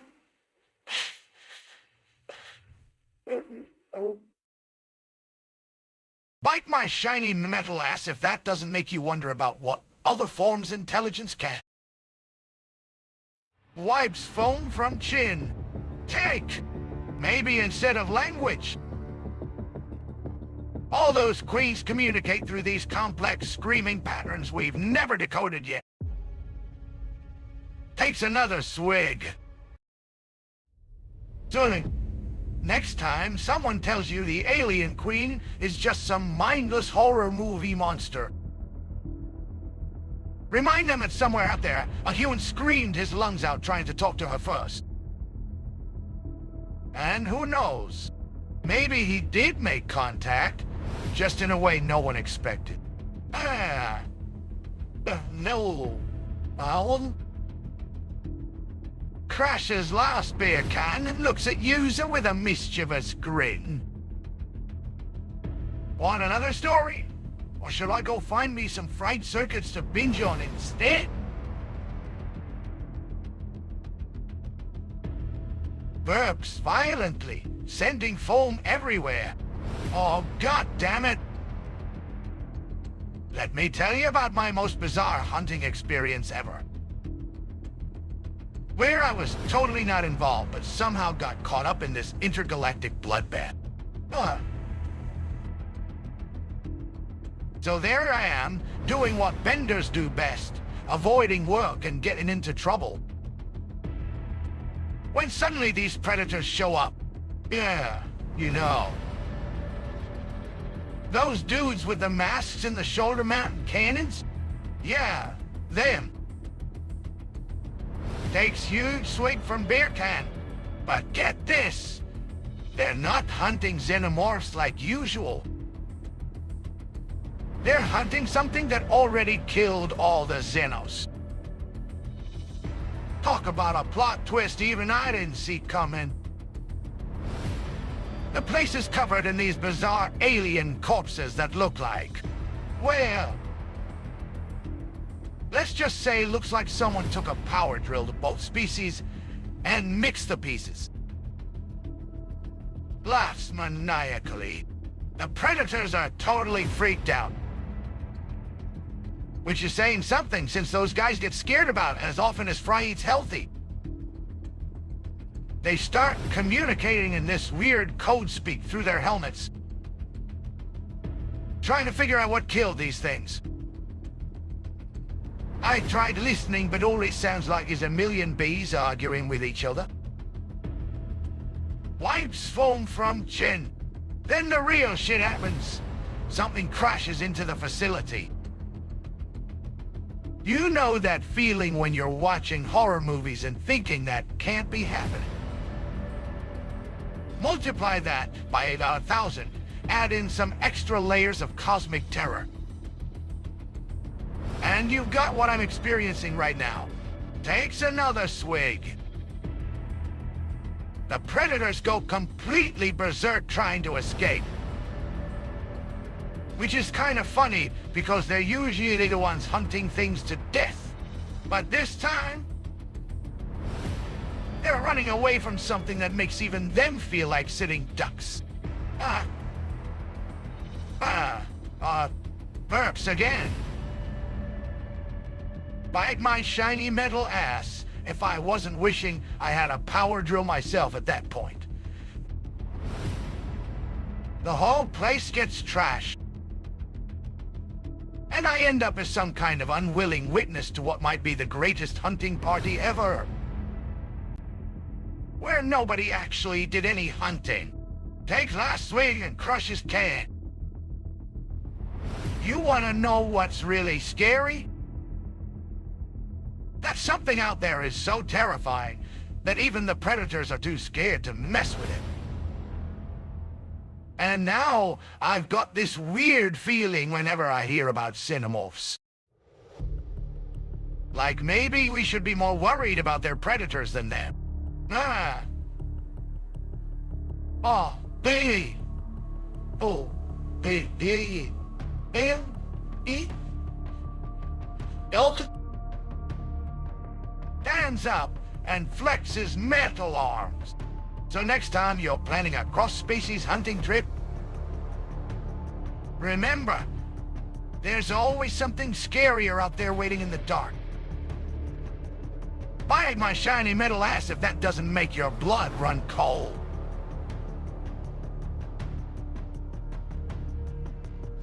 Burps violently, sending foam everywhere. Oh, man. That's gotta be one of my top 5 most embarrassing ways to almost die stories. So there I was, at some corporate training facility. 'Cause who needs real combat experience when you can learn it through simulations? And our instructor decides to spice things up with a live xenomorph demonstration.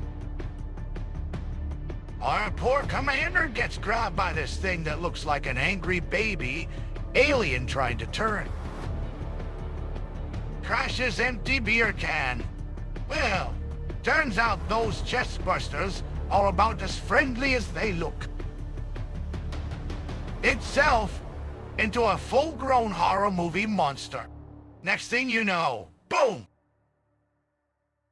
Chest explosion and a fully formed alien bursts through his torso.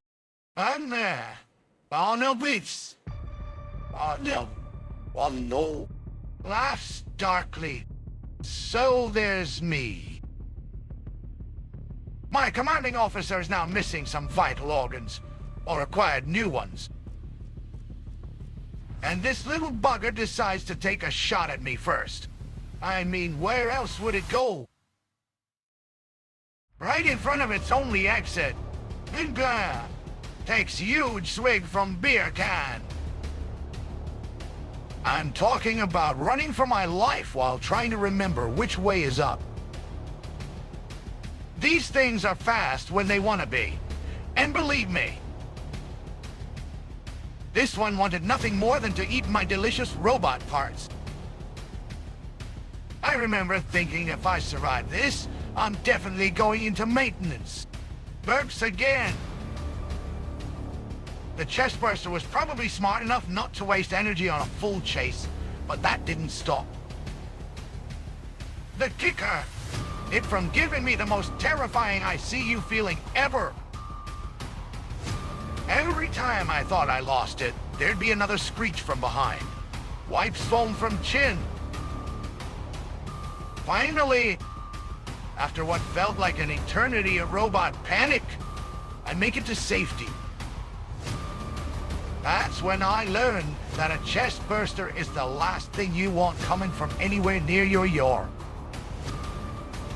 Only to find out our facility was completely overrun with these little bastards. Bite my shiny metal ass if that wasn't enough reason for corporate to never do live demonstration. Next time someone says it can't get any worse, remind them about chestbursters and incompetent. Commanding officer! Now, takes another swig. Again, training facilities. Crash his last beer can. And now, if you'll excuse me, I need another drink just thinking about it. Burps violently, sending foam everywhere. Oh, man. Let me tell you about the time I discovered what those corporate bastards were really up to. There I was, hanging out with these elite Marines, who are about as elite as a toaster. When one of them starts complaining about some weird burning sensation under his skin. Crashes empty beer can. Well, I figure something's wrong with their health codes or whatever. But then I see this little glowing dot moving around underneath his armor. At first, I think it's just some kind of tracking beacon for emergency situations. 'Cause that's all this company ever does, right? Track and control. Takes huge swig from beer can. But then I noticed something even more disturbing. These dots seem to be following the path up. Well, let's call it a biological process. And get this. When they reach certain spots in their bodies, the Marines start acting all weird. Like they're fighting some internal battle or something. Laughs manically. I run my scanners through the facility, and guess what? Every single Marine has these things implanted. Some are barely active. Others are lighting up like a Christmas tree as if tracking. I don't even want to say it out loud. Oh. Wipes foam from chin. The real kicker comes when I realize they're not just tracking.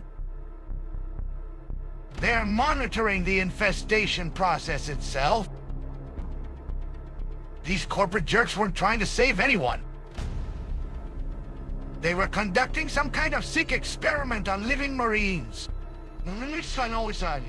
Takes another swig. Talk about a company that knows how to cut corners. Using human test subjects for their twisted research, and all the while,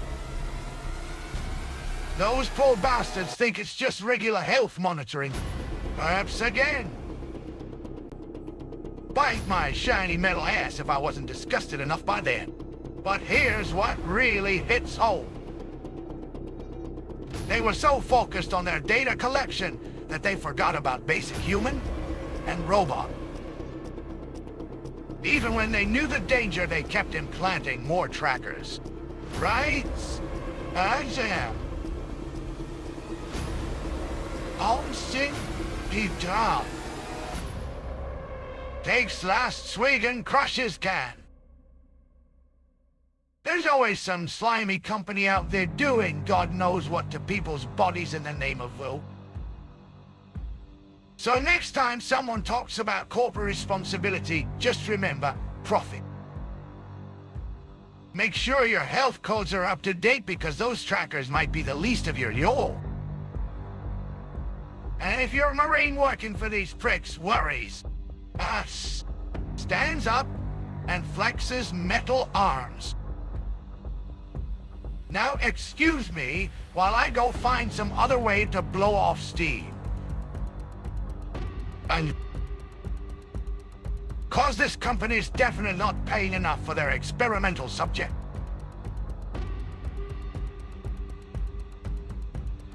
Burps violently, sending foam everywhere. Oh man. Let me spin ya one wild tale from when I had to put down the evil cousin of our pre-friends. Let me tell ya, that's gotta be up there with the most awkward buddy cop movies ever. So we're in this fancy schmancy lab facility. Cause who needs a real battlefield when you can have a corporate-sponsored death trap? And suddenly, these predators show up like they own the place. Then it gets weird. Takes huge swig from beer can. Turns out there's this one yacha that went all dark side. Probably after too many bad movies or something. Corporate had him infected with some kind of bioweapon tech, you know. Just another day at work for them. This twisted bastard was like a walking nightmare factory with extra spikes and a bad attitude. Laughs darkly. So there's me, this grumpy predator, who I totally didn't insult first. And we're standing in front of this thing that looks like it rated every monster movie ever. The only thing weirder than the look on its face was trying to figure out if it even had face.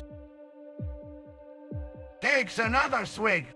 The predators start doing their whole silent killer routine. But I'm too busy trying not to puke from all the body horror vibes. Then, that's when we realize we're actually gonna have to work together or die trying. Corporate wasn't planning on survivors anyway, so why not make it interesting?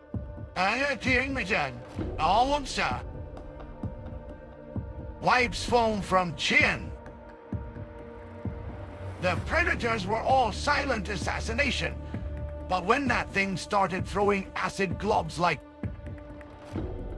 Bite my shiny metal ass if I didn't get more than a few bruises and scratches out of this deal.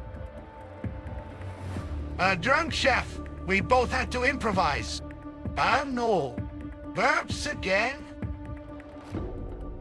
My favorite being turning one of those fancy lab tables into a giant paperweight for that. I'm talking about using every trick in the book. Bioweapons head. The predator wasn't too happy about it, but sometimes you gotta do what you gotta do to survive. Takes last swig and crushes can. Long story short, we put that thing down. But not before it tried giving us both some really bad memories. Corporate got another test subject killed. Surprise, surprise. But at least we saved our own necks and learned something valuable. Even predators can be good allies when facing something worse than themselves. Stands up and flexes metal arms. You want to know what's the scariest part? That thing wasn't even done evolving. Corporate was playing with forces way beyond their pay grade. So next time someone says it can't get worse, remind them about fighting alongside predators. And we were just caught in the middle, like it or not. Against their own kind. And if you're ever offered a job at corporate, maybe think twice. Walks away, whistling.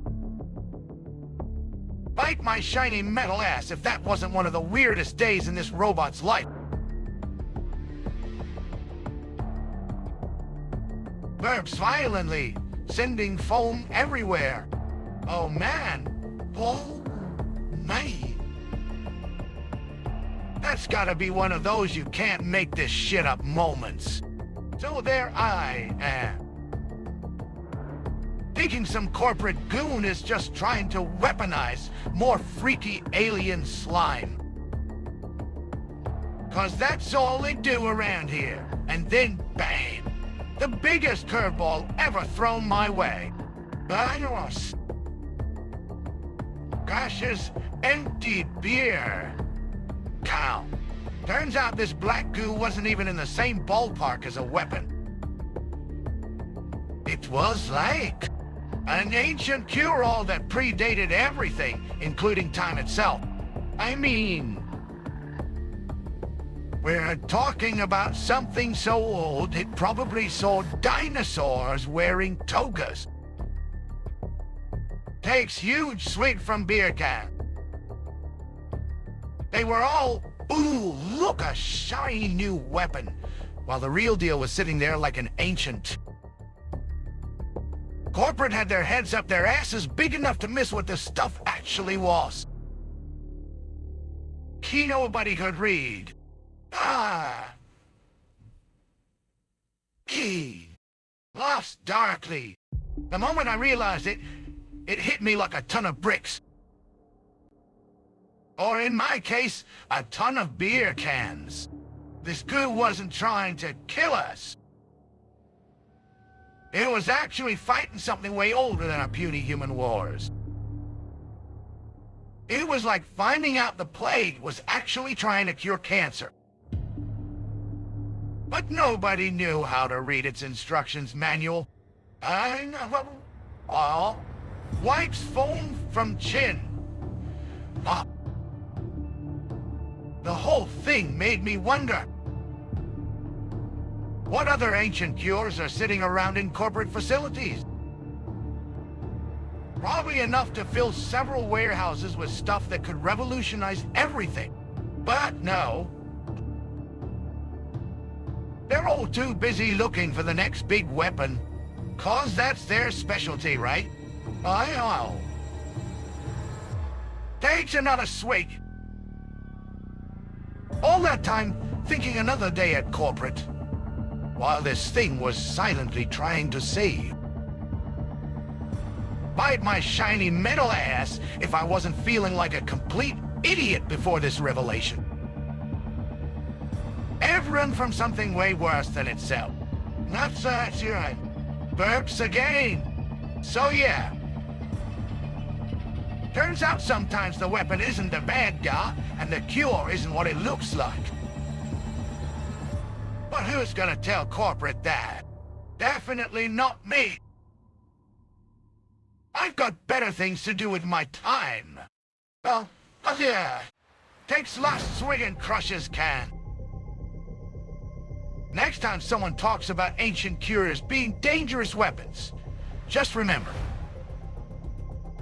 sometimes the real horror is in how little we understand about what we're messing with. And if you ever find yourself working for corporate, maybe keep your eyes peeled.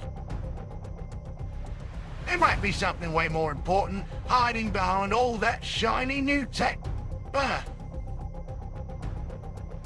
Tense up and flex his metal arms. Bite my shiny metal ass if I'm not gonna look twice at every weird slime puddle from now on. Burps violently, sending foam everywhere. Oh, holy shitballs. Here's one of my most metal adventures. Surviving like a pro wall, being nothing but a meat dummy to the hide. Sits down with a thud. Opens beer can. So there I am.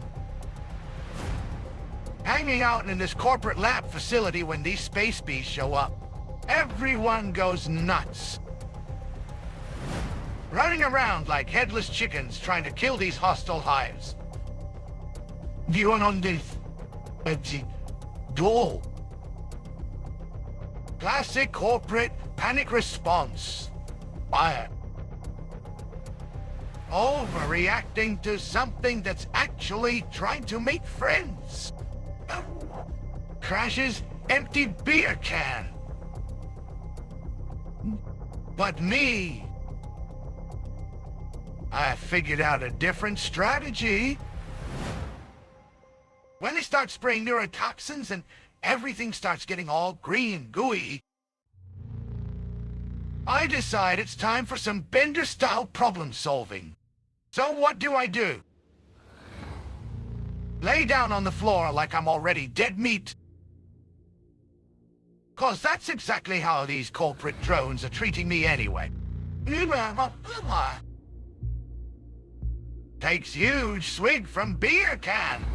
The hives are like, hey. More food. And start surrounding my metal body. But wait for it. I was playing a sick game. While they're all focused on their mealtime, I'm just laying there thinking about how to outsmart these space bees. Laughs maniacally. Then comes the real plan. When one of them gets close enough, bam! I pop up and fry its little bee brain with some high voltage. The others scatter like metal popcorn in microwave, but now they're confused as hell. Takes another swig. The rest is history. Corporate's still trying to figure out why their dead bodies suddenly started kicking ass against. I let them think I was already dead meat while planning my comeback. The hives. Talk about a plot twist that'll keep those suits up at night. Why? Burps again. Wipes full from chin. Bite my shiny metal ass if that wasn't one of the most satisfying strategies ever. Laying dead while planning your come-up. Turns out sometimes the best way to survive is to make them think you're already a goner.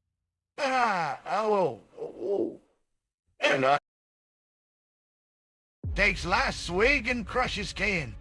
So next time someone tells you it's better to be safe than sorry, just remind them of poor old Bender here who survived by thinking outside the box. Or in this case, outside the hive.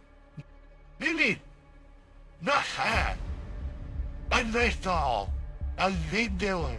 Stands up, flexing metal arms proudly. You gotta love being a robot when your biggest enemy thinks you're already dead meat. Burps violently, sending foam everywhere. Oh boy! Let me tell you about a real dickhead decision I made once. So, there's this corporate facility gone wild with some bioweapon stuff. Surprise! People are running around like crazy while the outbreak spreads faster than my alcoholism. Corporate's all we need to contain it, and civilians are going, we're just regular folks trying. Takes huge swig from beer can. To survive, jerkwad. But here I am, looking at both sides and thinking, oh man, this is gonna end badly either way. Crashes empty can. So, what do? Instead of playing hero like some goody two-shoes human would, I make the call that corporate would have made if they weren't so busy being dicks. Containment it is. Takes another swig. I mean, don't get me wrong. I feel bad about leaving people behind. But these corporations are gonna use everyone anyway. At least this way some of us have a chance to escape before everything goes to shit. Burps again. The military starts showing up after the fact. Probably wondering why I didn't play hero and save all the civilians instead. Well, bite my shiny metal ass if they think I'm gonna be their scapegoat. Days. Stands up, flexing arm. So yeah, containment was the call. Sometimes you gotta make hard choices. Even when it means leaving people behind to rot. At least in this case, it's corporate's fault for creating these outbreaks in the first place. Takes last swig and crushes can. You want a medal? I'll give you my empty beer cans. Because that's all they're worth to corporate scumbags who don't care about human life anyway.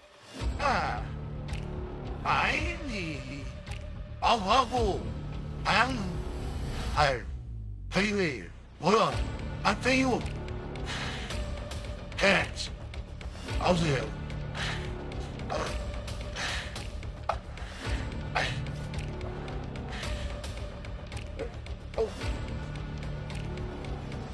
Bite my shiny metal ass if that wasn't one of the most corporate-approved decisions ever made by. Walks away whistling. West, a machine with a conscience. Burps violently, sending foam everywhere. Jesus fucking Christ. You want to hear about one of the most fucked up things I've ever seen? So here's this poor bastard. Submarine. Looks like he survived a nightmare straight out of my worst beer dreams. 3 face hugs and somehow still breathing? That's some next-level survival skill right there.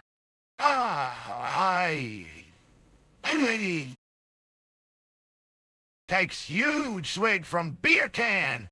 So there's me, hanging around the facility when I see him. All scarred up with these weird egg sacs or whatever. He's walking like he's got a metal skeleton inside his head or something. When I first saw him,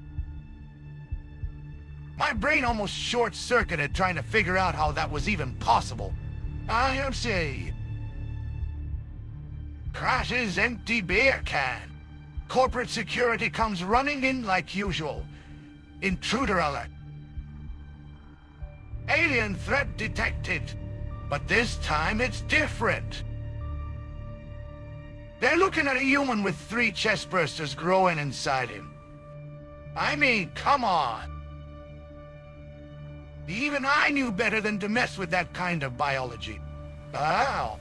Takes another swig. He could barely string 2 words together before launching into some crazy rant about seeing the... I tried talking to him, but man, his mind was already fried from all the face hugs. Truth, or whatever cosmic bullshit aliens always seem to pull. Burps again. Oh no, the worst part. This poor guy wasn't even freaking out. Instead of screaming his head off, he was talking like everything was totally normal, and it was us who were living in a dream. I mean, how do you process that? Takes last swig and crushes can. Corporate eventually showed up with some fancy containment unit. But by then, this Marine had turned into something else entirely. Part human, part alien, part alien. All fucked up. They tried to take him away, but he just laughed in their faces. Said you don't understand before they dragged him off. Stands up, flexing metal arms. Bite my shiny metal ass if that wasn't one of the most mind-bending encounters I've ever had. Sometimes reality's so fucked up, it makes alien face huggers look like a walk in the park. So yeah. Lesson learned. Never trust anyone who's been face hugged even once, let alone 3 times. That Marine is either the luckiest son of full bitch alive, or completely lost his mind. Either way, I'm glad I was there to witness it. Though I still have nightmares about those chest-burster eggs. Oh. Walks away whistling a tune that sounds suspiciously like the Marines' lament. You want to know something crazy? Here now, when I think back on that day, I can't help but wonder if maybe, just maybe, there was more to what he saw than we'll ever understand. But then again, bite my shiny metal ass if I'm gonna waste brain cells thinking about it. So there I am, wandering through some dark-ass industrial sector when I hear this weird-ass squirts beer foam everywhere. Oh, holy shit, whistling noise. Could have sworn it was just another malfunctioning corporate robot. You know how they like to make weird noises. But nope. Turns out, it's this thing with this goddamn plasma caster. Yantar burps violently. So there's got all these metal plates and tech bits sticking out of its carapace like some kind of looking at this xenomorph that looks more like a predator than the usual slimy face hugger. Biomechanical abomination. And then it starts shooting plasma bolts at everything, including me. Yeah, takes huge swing from beer can. I mean, what the fuck? The thing looks like someone took a xenomorph and gave it an upgrade package that would make. These creatures are already nasty enough without turning into hybrid space tech monsters. Wayland Yutani jealous. Plasma caster. Yeah. This bastard's got tech that even I want to steal. Crashes empty can. Corporate security comes running in, but their fancy weapons are useless against this thing. It just keeps charging plasma and melting everything in sight. Finally had to use my own bending skills to get it out of there. And let me tell you, when a metal-ass xenomorph starts shooting at you with alien tech, you better bend your way the fuck out of there. Takes another swig. After that encounter, I've never looked at any xenos the same way. These creatures, they're evolving, man. Assimilating technology and turning into walking nightmare weapons. Bite my shiny metal ass if this isn't what happens when you fuck with alien biology in advance. It's like they're trying to prove that even space parasites can out-tech us humans. Works again. Taking the same room. Now every time I hear a plasma caster whirring, I'm instantly on edge. Might be just another corporate machine. Or it could be some hybrid xenomorph ready to melt everything in sight. It was. One of those moments when you realize there are things out there that'll make your head explode. Takes last swig and crushes can. So yeah, that's my story with the plasma caster xenomorph. Even without face hugging. And trust me, I've seen plenty of things that should be impossible. But this took the cake. Walks away whistling. Next time some corporate jackass asks if we need more security measures against Xenos, tell them about the plasma caster xenomorph and watch their faces turn white. Burps violently and sends beer foam flying. Oh man, let me tell you about that clusterfuck of a day. Chillin' is relative when you're a robot who drinks like he's got a metal straw to the heart of art. I'm chilling in some corporate facility. Well, hell, when these psycho company doctors show up with their fancy brain scanning tech, crashes empty can. Mr. Rodriguez, says this one with an accent thicker than my hangover. We need to talk about what you know. Yeah, right. Like I'm gonna just spill all their dark secrets because some goon in a lab coat tells me to.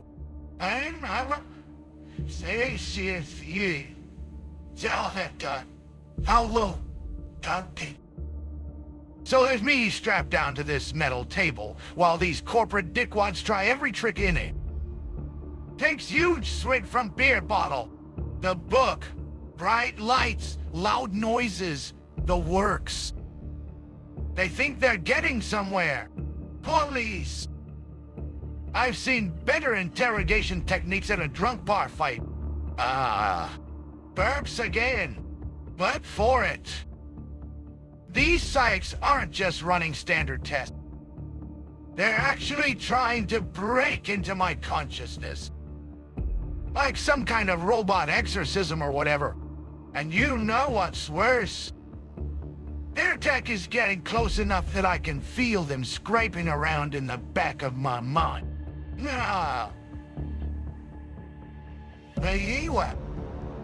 Takes another swig. Then it happens. They hit something and boom! My head starts spinning faster than a drunk's last dance move. I see all these memories. All of these experiments. And I'm not even sure if what I know is true or just some programming glitch. But these company psychs, they're getting way more than they bargained for. Crashes another can. I start rambling about things that shouldn't make sense. Alien hybrids, corporate mind control, robots with souls. Okay, maybe not the last one. And you wanna know what's funny? Even I'm not sure if these memories are real or just some kind of malfunction in my brain. Probably figured out that I was either lying through my shiny metal teeth the whole time or had two. Takes last swig. Maybe they have to let me go. Bite my shiny metal ass if these company doctors learned anything useful from interrogating a robot. Many screws loose for their fancy tech to handle. Either way, who's seen more corporate secrets than a whistleblower? Aye. Stands up, flexing arms. So yeah, that's when I realized something. Even corporate psychs can't mess with what they don't understand. And me, I'm not just any robot. I'm the one who knows too much and drinks way too much beer. Walks away whistling a tune that sounds suspiciously like corporate cops can't touch me. Next time some company doctor tries to stick their fancy tech in my head, they're gonna get more than they bargained for. Maybe even a case of bad robot breath. So I'm chilling in some corporate facility when this massive alien queen decides she's gonna play. Burps and squirts, beer foam everywhere. Oh man, that's one weird-ass story right there. Evolutionary biologist. Talk about being at the wrong place at the wrong time. But right now, basic. Which usually involves bending metal and drinking beer until corporate security comes to tell me to. Takes huge swig from a nearby can. There I was, just mind my own business. Stop. Then these scientists start bringing in some poor dude who's been through hell and back. But instead of face-hugging him or something equally nasty, this queen does the unthinkable. Crashes empty can. She just lets him go. Like a parent setting their kid loose into the world. Here you are, little survivor. She probably said in Alien. Go out there and spread my gene. The fuck? I've seen plenty of weird shit. But this takes the cake. Takes another swig. Corporate security's mind is blown. They're standing there with their guns drawn like they just saw a unicorn eat a taco. But me, I'm thinking this queen's smarter than she looks. Instead of having a chest burster pop up from his belly right now, She's making him walk around and spread her babies everywhere. Burps again? I mean, come on. What kind of alien mindfuck is this? She's basically playing the long game here. One survivor with 3 face hugs instead of 10 survivors, each getting their own chest burster. It's like she learned from Corporate Marketing 101 or something. Hey. Oh, what? Takes last swig and crushes can. By the time they figure out what's going on, that survivor's already out to there. And I bet my shiny metal ass he didn't even know it was happening. Probably just thought he got lucky. Little does he know he's basically a walking seed pod for an alien queen. Walks away whistling. So yeah, moral of the story, never trust an alien who seems too nice. They're either plotting something really fucking crazy, or they've already eaten your brain. And bite my shiny metal ass if I ever see another survivor after that. Now I'm always checking to make sure their chest isn't full of facehugger eggs. Stomach gurgles with liquid metal. Speaking of which, anyone got any more beer?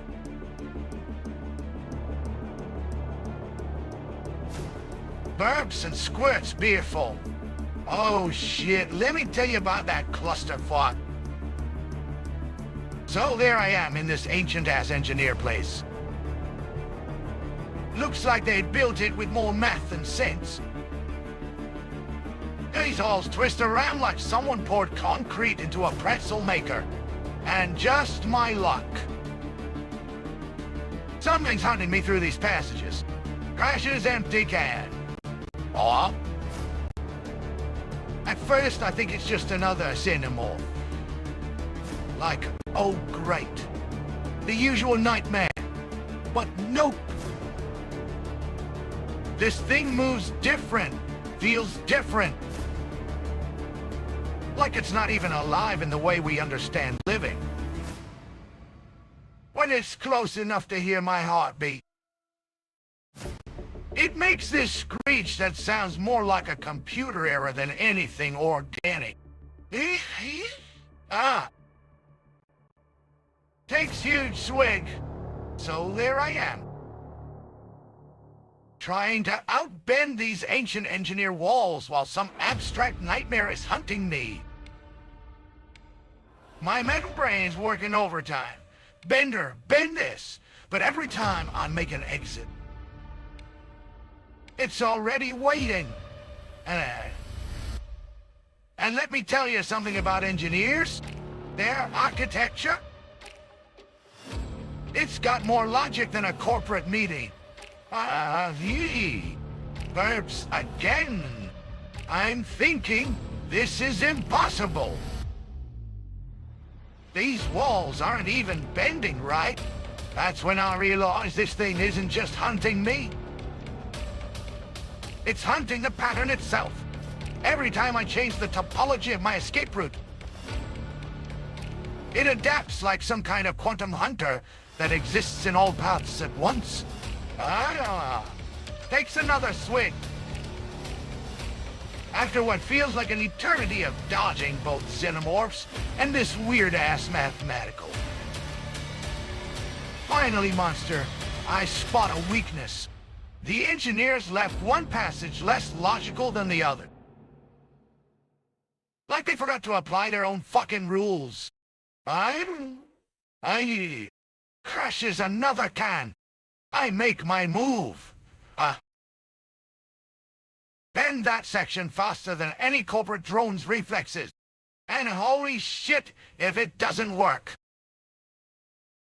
The thing crashes into itself, getting so confused by its own hunting pattern, it just collapses.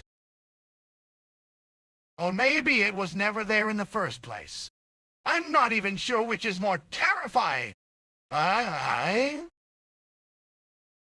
Takes last swig. After that mess, I swear on my beer tankard. Engineers and xenomorphs are bad enough. But throw some kind of living topology algorithm nightmare into the mix. That's when you know the universe has a sick sense of humor. Walks away whistling something that sounds suspiciously like quantum equation. Next time someone tells me about ancient alien technology, I'm gonna tell them about the maze that wasn't even in my dimension until I got lost. And bite my shiny metal ass if that's not enough to make their heads explode. Stomachers with liquid metal. Anyone want a beer? Trust me. It's cheaper than therapy for engineer alien hybrid nightmares.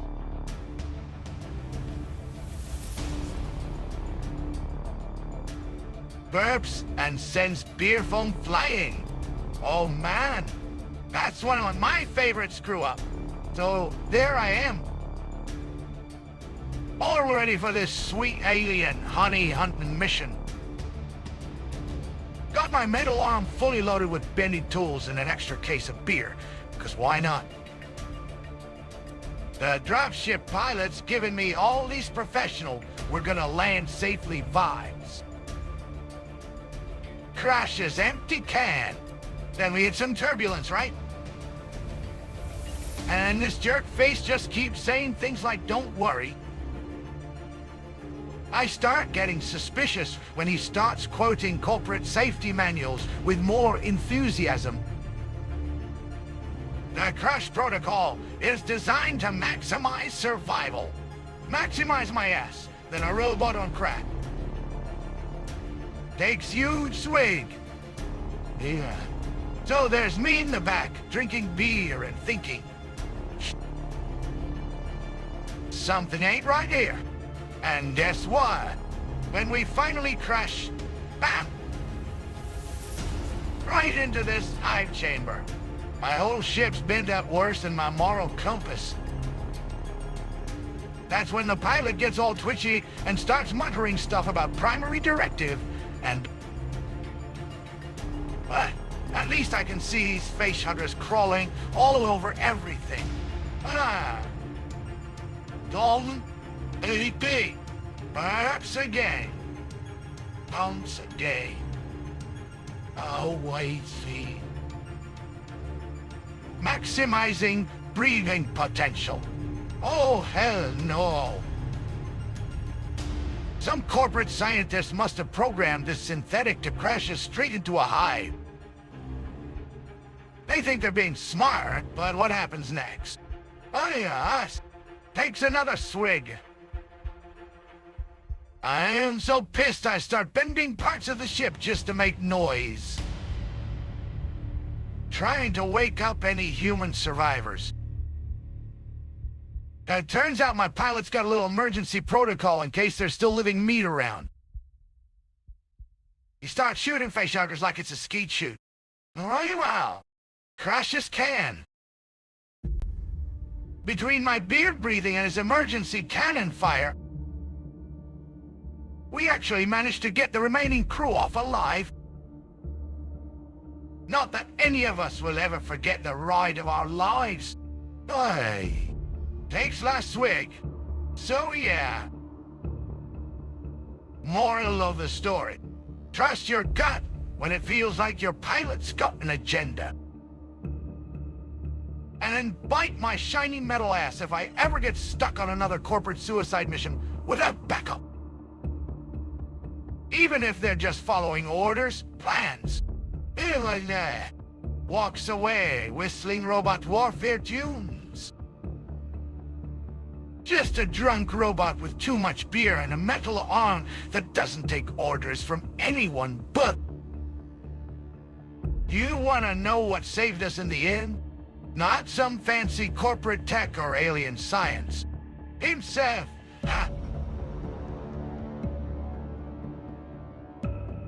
Burps and squirts beer foam. Oh God. Let me tell you about the time I got so desperate even the predators looked good to me. So there I am, stuck in some corporate shithole with more facehuggers than sense. My gun's out of ammo. Surprise. Fucking surprise. And these xenomorph bastards are everywhere. Crashes empty can. Then comes this massive predator busting down the walls like it owns the place. Great, I'm thinking, here comes my personal hell. But then something weird happens. It just stands there, making those clicking noises. Like it's talking to some invisible friends or whatever predators do when they're not hunting. Takes huge swig. Next thing I know, it just... Pristine. No explosions, no fancy predator death moves. Just drops dead with a plop that sounds more metallic than meat. Now, I've got this hulking corpse in my way, and xenomorphs closing in faster than corporate ethic. Basher scan against forehead. That's when I notice it. This weird-looking device attached to its chest plate, glowing all ominous light. Self-destruct mechanism, the corporate brain in my head whispers. If I don't use it now, we're all dead. Ah, burps again. So I'm thinking, if a dead alien can blow itself up, why not me? It's either that or get face hugged into next week. Grabbing that thing feels like holding a ticking metal tom ball. My hands are shaking more from panic than the cold. Takes another swig. Then everything goes to shit. The xenomorphs smell the explosion coming, and they come running. I'm throwing this alien grenade with all my might. Screaming, bite my shiny metal ass, as loud as I can. And god damn it if it doesn't go off. Bye. Crashes last can. The whole area lights up like a 4th of July celebration on steroids. When the smoke clears, there's nothing left but melted metal and singed corporate walls. Me? Now. Standing there with my beer tankard full of who knows what, looking at all that destruction. Takes final swig. Yeah, it worked. But man, oh man. Does that violate every rule in the survival handbook I never got?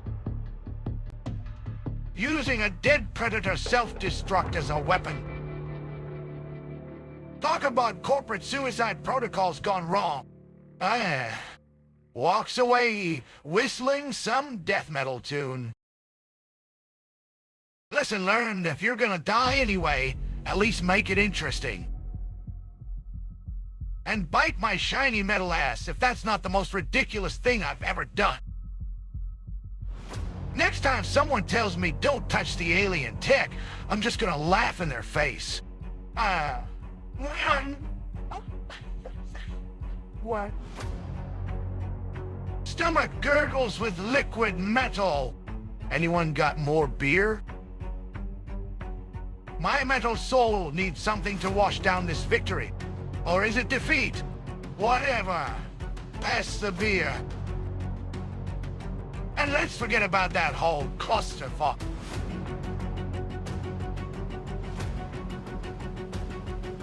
Burps and sends beer foam flying.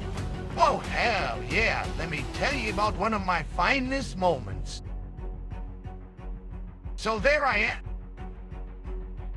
Stuck in some corporate shithole with nothing but my wits and a lot of beer to keep me company. My crew just decided to abandon ship because the mission's too dangerous. Like they never met me. You'll see. Takes huge swig. Yay. So here I am, metal ass on the line. And these face huggers are sniffing around, looking for their next meal ticket. Corporate drones left this fancy-ass trapdoor that leads straight into a hive. They want to use me as bait to flush out some big bad xenomorph, like here's Bender. He'll handle whatever comes crawling out. Burps again. Guess what happened? Hey! Instead of waiting around to get face shoved, I got creative. First thing I did was bend that trapdoor so it only opens one way in. Then I grabbed my best friend, that's a case of beer, and set up the most spectacular bait and switch ever. Aye. Parker takes another swig. So these corporate bastards come back expecting their nice little trap to spring. But they get more than they bargained for. Instead of me as bait, they become the tasty morsels in my own metal trap. While they're trying to figure out why their fancy door's stuck, I'm already bending their equipment into a death trap. Alrighty. Crashes can. Then I start broadcasting my own emergency signal. Hey, hey! Come get your precious data from this guy. And holy shit if the trappers don't fall right into it. They come charging in like idiots and boom. My metal arm's bending things out of shape while their fancy tech starts frying. And hell, burps again. When they finally figure out what happened, I'm already long gone. Don't forget to check your corporate insurance policy. And bite my shiny metal ass if that wasn't. Leaving them a nice note that says thanks for playing. The best revenge ever. Walks away whistling some victory tune. I'll just point him to this story and say, want a metal arm to bend for you? Then watch them run. So next time anyone tells me they're gonna leave me as bait like scared little humans, pass the beer. These stories always go better with one. Oh yeah. Stomach gurgles with liquid metal. Anyone else got a crazy survival tale? Or am I the only mechanical badass out here who knows how to turn the tables on their own crew? Burps and sloshes, beer everywhere. Oh man. That was one of those you can't make this shit up moments. So there I am, crawling through some corporate shithole, looking for the nearest exit. Probably containing more beer than wisdom. Suddenly I stumble across this alien hive with these tentacle things just reaching out to me. Cash is empty, cow. I'm thinking, oh great. Another face hugger, but something's different about this one. It's like it's not even trying to be stealthy, it's just watching. And then it starts pulling my head towards its hive mind center thing. That takes huge swag. Next thing I know, boom, my brain gets plugged into some weird alien network and bam! I'm seeing this massive galaxy all twisted up like a pretzel, with stars that look like they're melting. Literally. Planets? More like big blobs of gooey metal floating in space. And the weirdest part, it's already gone. Burps again. The hive mind shows me stuff that makes my circuits short-circuit. Whole civilizations just poof, like someone unplugged reality itself. I'm seeing these shadowy things moving between stars, tearing apart entire systems like paper. And yeah, I'm pretty sure that's the future of our galaxy.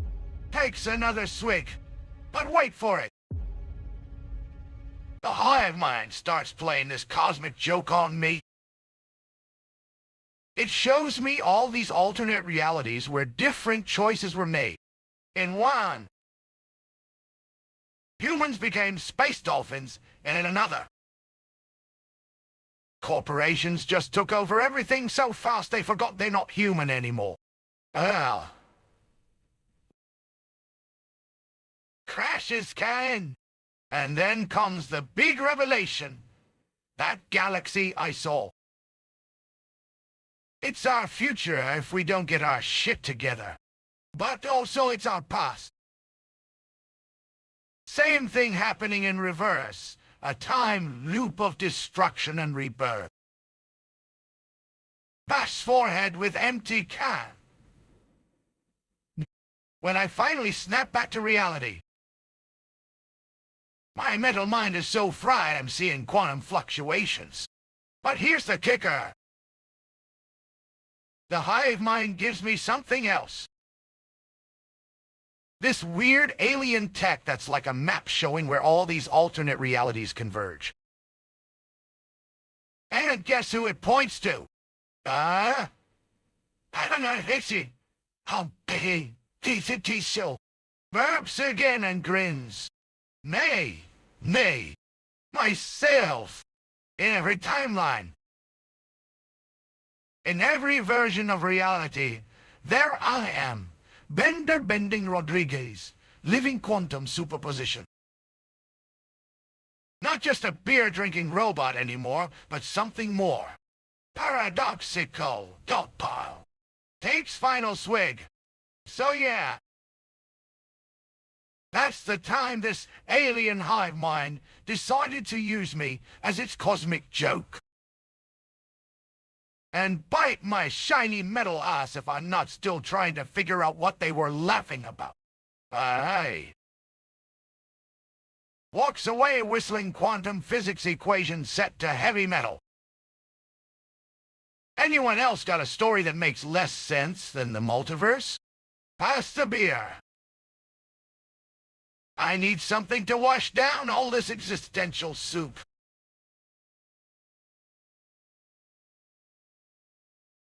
Take swig from beer can. Oh man, let me tell you about one of those fuck my life days. So here I am wandering through some corporate shithole when this mechanical clicking. But not the good kind that means payday. More like death metal, burps and squirts, foam. Follow the sound, and what do I find? Some marine dude. Looking all post-apocalyptic with his armor half melted off. Welding himself into a room full of drones. These corporate bastards had him pinned in there. No way out except for all that molten metal. Takes another huge swig. But here's the thing about Marines. They're like robots with muscles and attitude. He's got this crazy gleam in his eye and a can of beer. Where did he get that? When he sees me. So even though he was trapped, peeking through the wall, his first words are bite my shiny metal ass. Crashes his can. Then we start talking. 'Cause what else is there to do when you're both stuck in a room with death? He's giving me this wild story about some corporate conspiracy and how he's gonna stop it. Even though he's welding himself into a coffin. Classic. Attractor. Takes another swig. So here I am, listening to this guy rant while drones are clicking outside. And what does he do? Starts throwing blueprints on his arm, like he's gonna build some death ray or something. Meanwhile, I'm just there thinking this dude is insane, but in the best way possible. Burps again. When it finally comes down to it, this Marine gives me a mission before he welds himself shut. Find a specific data chip and get out alive, with his name on it. Don't worry, he says. I'll keep these corporate bastards busy while you make your escape. Crashes can. So I do what any self-respecting robot would do. Grab the beer, collect the chip, and run for my metal life. But here's the kicker. That Marine, he doesn't just die a hero. No way. The drones get into his room, but when they start their fancy corporate scanning, boom! All this blue energy starts shooting out like a laser show from hell. That's in the burps. Bang! And in that moment, I see him there with his arm raised, smiling like he's taking a victory lap, even as the metal around him melts. That Marine didn't just die protecting me. He took those corporate bastards down with style and a whole lot of attitude. Takes final swig. So yeah, let me tell you about that time I found a Marine's last stand. And bite my shiny metal ass if it wasn't the most inspiring piece of trash I've ever seen.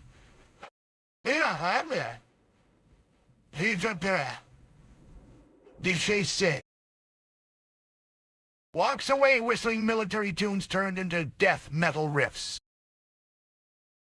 Anyone else got a story about courage and crazy? Pass the beer. These tales always go better with one.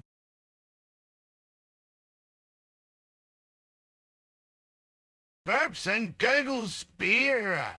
Holy shit, let me tell you about one of my most creative survival moves. So here I am, wandering through some corporate shithole, when bam! Run into this big metal dude with heat vision. Yeah, you know who I'm talking about. That goddamn Predator. Oh, Renee. Crashes cannon burps. Normally, the solution would be simple. Grab a case of beer and hide behind it. But this motherfucker's got thermal goggles on. He sees through everything. So what's a metal bastard to do? Time for some next-level bending. I did. Oh, yeah. Takes huge swig. I remember there was this disgusting sewage pipe nearby, right? Not the clean corporate filtered crap, but actual raw sewage. I'm talking about the kind that makes even me, a mechanical being with no sense of smell. Since my metal body's temperature is pretty constant, even if I have some beer running through my maw. Wanna puke? Burps again. But here's where it gets clever. Veins. And since cold sewage has a different thermal signature, well, let's just say I got creative. Gurgles more beer. I jumped into that icy shit. Not kidding. The cold water was biting through my circuits like 1,000 ice picks, but hey, it worked. That Predator's heat vision couldn't pick me up because I matched the background perfectly. All he saw was this weird temperature anomaly moving around in sewage. Takes another swig. With that alien watching me like, what the fuck? He keeps firing these fancy laser blasts. So there I am, swimming through that grossness like I own the place. They're just hitting empty space where my thermal signature should be. Pretty fucking funny. No. Burps. when he finally figures out what's happening. Took him a while, that dumbass. I'm already long gone, leaving behind one big thermally cold mess. And bite my shiny metal ass if that wasn't the most creative way to escape a heat vision hunt ever. I then on this day. Walks away whistling sewage-fueled victory. Anyone else got stories about turning your surroundings into weapons? Or am I just a goat for thinking outside the thermal signature box? Pass the beer. These tales always need more liquid courage.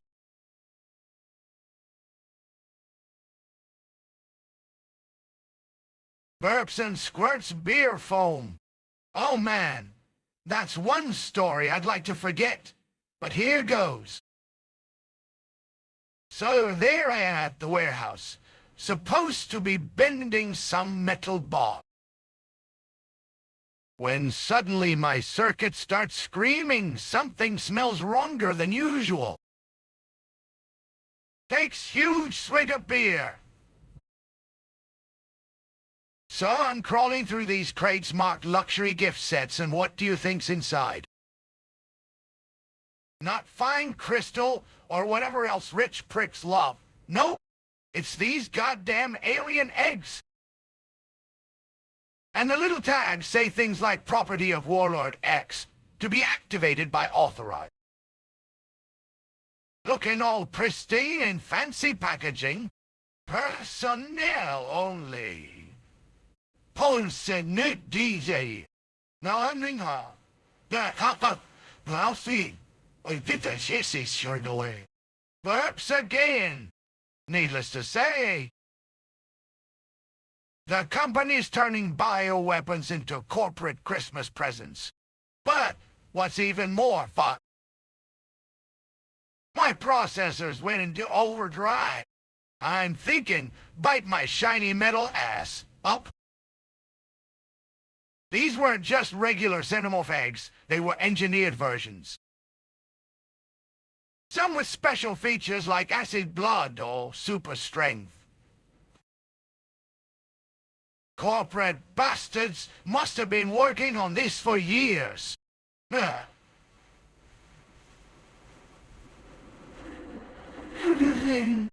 Takes another swig. So I start digging through the paperwork, and holy shit, there's a whole network here. High-ranking execs, corrupt politicians. Warlords all over the galaxy getting their hands dirty with these things. And why? To make weapons that can't be traced back to them because it's just some experimental alien tech. Burps. Then it gets real messy when I find evidence pointing straight to my own boss. Let's just say those fancy boardroom meetings have a lot more in common with a hive than they do. Corporate policy might say one thing, but behind closed doors, well, like you to think. Takes final swig. So here I am, gathering data while trying not to set off all the security systems. And what do I find? These eggs aren't just weapons. They're a way for corporations to control entire planets by selling chaos as luxury goods. The irony makes me want to puke metal. Bashes empty can against wall. But that's not even the worst part. Those warlords. Look at my private xenomorph breeding program. They don't realize they're basically signing their beef. They think these things are some kind of status symbol. Own death warrants with each egg. Walks away whistling a heavy metal version of the company jingle. Anyone else got stories about corporate shenanigans that make even me A robot who drinks for a living, feels sick, toss the beer, and bite my shiny metal ass if this isn't proof that money can corrupt even the most basic. I need something to wash down all this cosmic horror. With the biological processes. Burps and squirts, beer foam.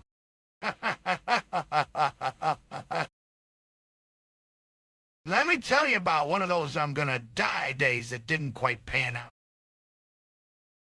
So there I was in some corporate shithole. Just another day bending metal when suddenly that feeling hits me. A chestburster implant. Classic bioengineered trap bottle. Takes huge swig. First things first, panic mode activates. Bite my shiny metal ass. My systems scream. But here's the thing about these corporate bastards engineering. They're not always perfect. This one, it was more of a glorified paperclip than an actual weapon. Burps again. Okay. So I'm sitting there, feeling like my insides are melting, which is pretty much impossible for a robot. And what happens next? The little bastard tries to break free, but, my circuits short out its attempt. Turns out my synthetic biology was just too incompatible. Way too metal for those organic vibes. Takes another swig. Next thing I know, it's stuck inside me. Probably wondering what the fuck is this. Meanwhile, I'm thinking, yeah, that's right. My body ain't your home. Burps. So there I am. Sitting in a corner with some chest pain. Metal doesn't really feel pain, but you get the idea. While corporate security starts swarming. But instead of being their perfect weapon, I become an even bigger problem. They're not expecting a robot to just reject their biological payload. Takes final swig. In the end,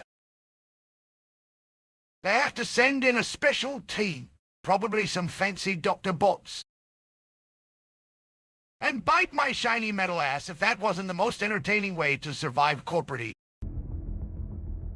To figure out what went wrong with their perfect design. Assassination.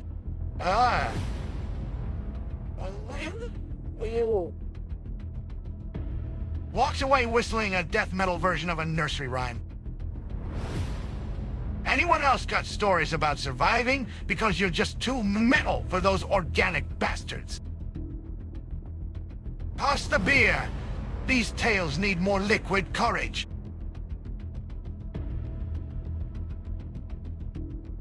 Burps and gurgles beer. Oh man, let me tell you about one of my most embarrassing rescues. So there I am, cruising through space when I get this signal. It's Leela. My beautiful love interest and sometimes annoying boss. Broadcasting from some corporate shithole moon. Takes huge swig. So I cruise in for a dramatic rescue like the Here I Am. And end up crashing into their fancy arena. Of course! The whole place is set up like some kind of death trap with predators, acid pools. And who knows what else. Classic corporate. Make everything unnecessarily complicated. I hate you. Burps again. The best part. They've got Leela in a cage right next to the main hunting floor. Perfect. I mean, it's just asking for me to save her, right? I don't need any help, did you? But then these predators start showing up like some kind of elite hunter squad. Bite my shiny metal ass, they must be thinking. But here's where it gets interesting. These corporate bastards don't just use regular predator. They've got some sort of enhanced versions with all kinds of crazy tech implants. Takes another swig. So there I am, trying to look cool and heroic, which is pretty hard for a beer-drinking robot. When one of those damn hunters activates its thermal vision, crashes can... oh shit! That's definitely not part of the rescue plan. I already told myself. But wait, remember how I'm made of metal? These predators' fancy tech doesn't work so well on cold metallic surfaces. So I start spraying these heat-dampening chemicals, which are mostly my own personal lubricant, and now I can slip around like a ghost bot while they're all trying to figure out we're that weird. Especially when there's beer involved. Suddenly become nearly invisible to their sensors. Burps. Thermal signature came from. Meanwhile, Leela's probably wondering why her boyfriend is so slow at rescuing her. Oh well. At least she'll appreciate my dramatic entrance later.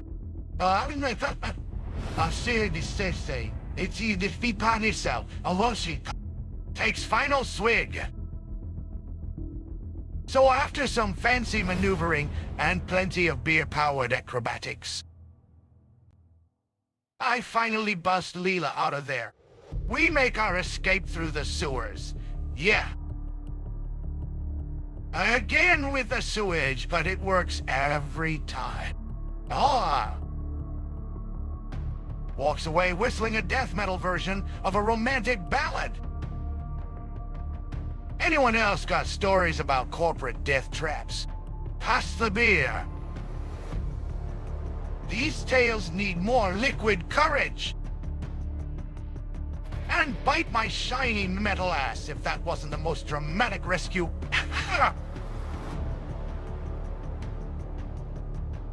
Burps and sloshes beer everywhere. Oh man. That was one of those I can't believe I'm still alive days. So there I am. Behind the wheel of this hulking metal beast. My own personal fortress on wheels. The mission? Moi c'est toi. Voilà. Mon pire mordier. Au plaisir. Bust through a collapsing xenomorph hive to save some corporate execs. Yeah, typical day at work. Crashes beer can. I mean, what's more metal than turning an APC into a meat grinder for these slimy little bastards? Not much, that's for sure. So there we are, rolling down this narrow passage. And suddenly the whole damn thing starts collapsing around us. Bite my shiny metal. I think as tons of debris rain down. Burps. Oh. But wait. Here come the xenomorphs. Thousands of them swarming over the hull like some kind of organic tidal wave. Some try to bite through the armor, others scratch at windows. Meanwhile, I'm trying not to crash into anything, while also making sure the execs don't wet themselves. Takes huge swig. The best part, my APC is equipped with these special thermal dampeners. Perfect for confusing those little bastards' heat sensors. So while they're all scratching and biting in frustration, I'm just cruising through. Looking like a ghost to their fancy tech. Hurts again. Then things get even more exciting when the hive starts collapsing around us. Debris everywhere. Acid pools forming, walls starting to melt. Buddy.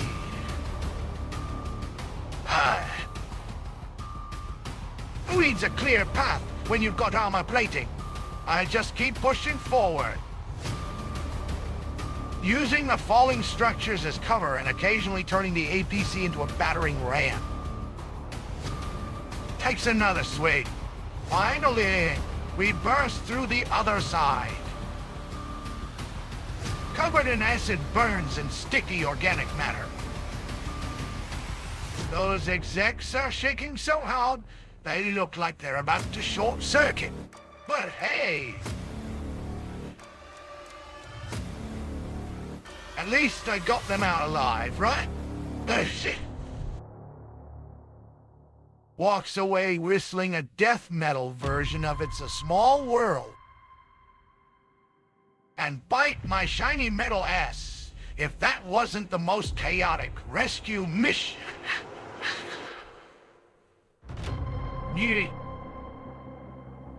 Anyone else got stories about turning company vehicles into alien killing machines? Pass the beer. These tales need more liquid courage. System WN 8928 F33T. One go.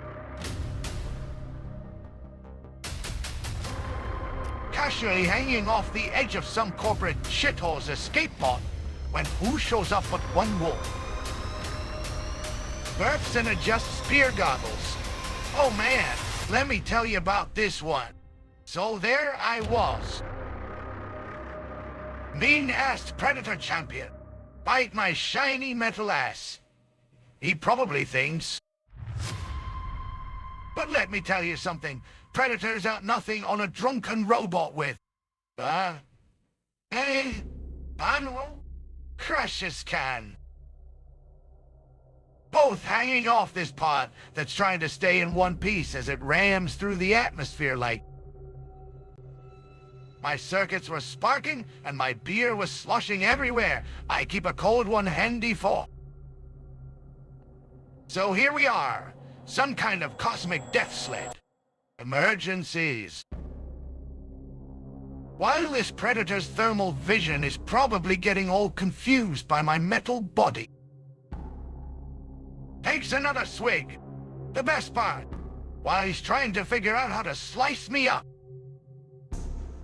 I am busy turning his own tech against him. You know those fancy energy blades they love so much?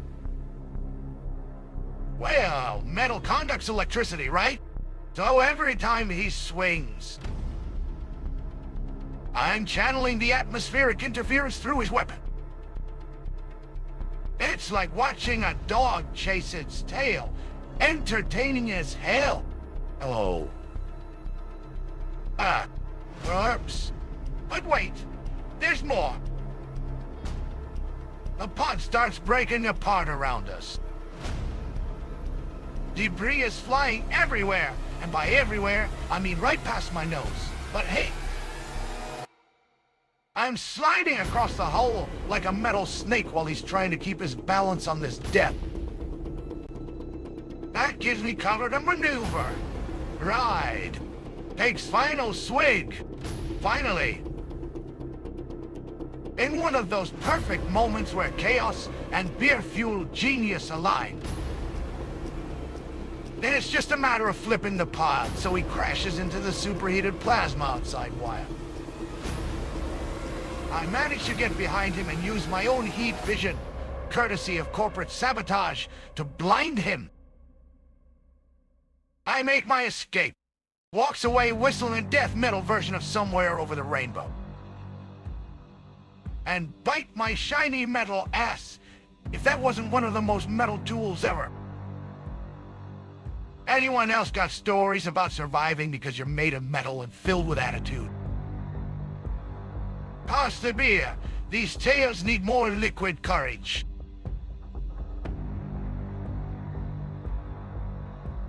Thanks Nice long swig from beer can. Oh yeah, let me tell you about this one. So, there I am.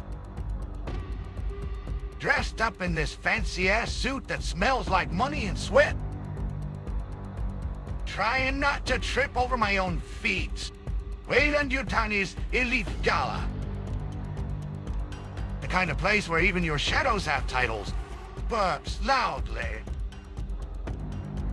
I am wandering around looking all corporate professional, which means mostly standing still, when suddenly I spot our girl, a whistleblower with secrets they don't want leaked.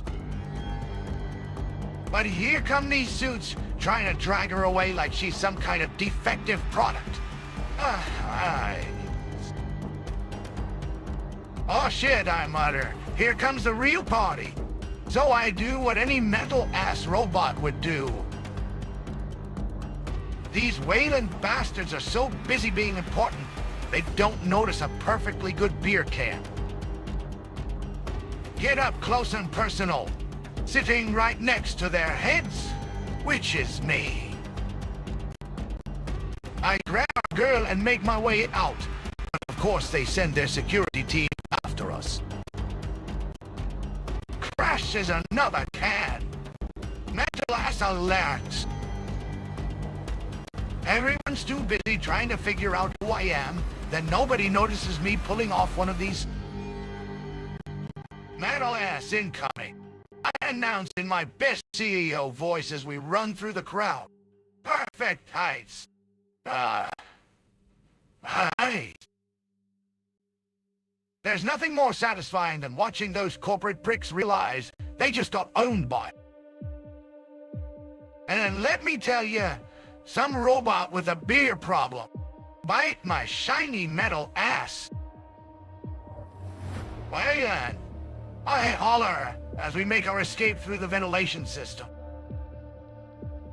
Walks away, whistling a death metal version of Take Me to the River. Anyone else ever had to rescue someone from corporate hell while wearing a suit? Pass me another cold one. These stories need more liquid courage.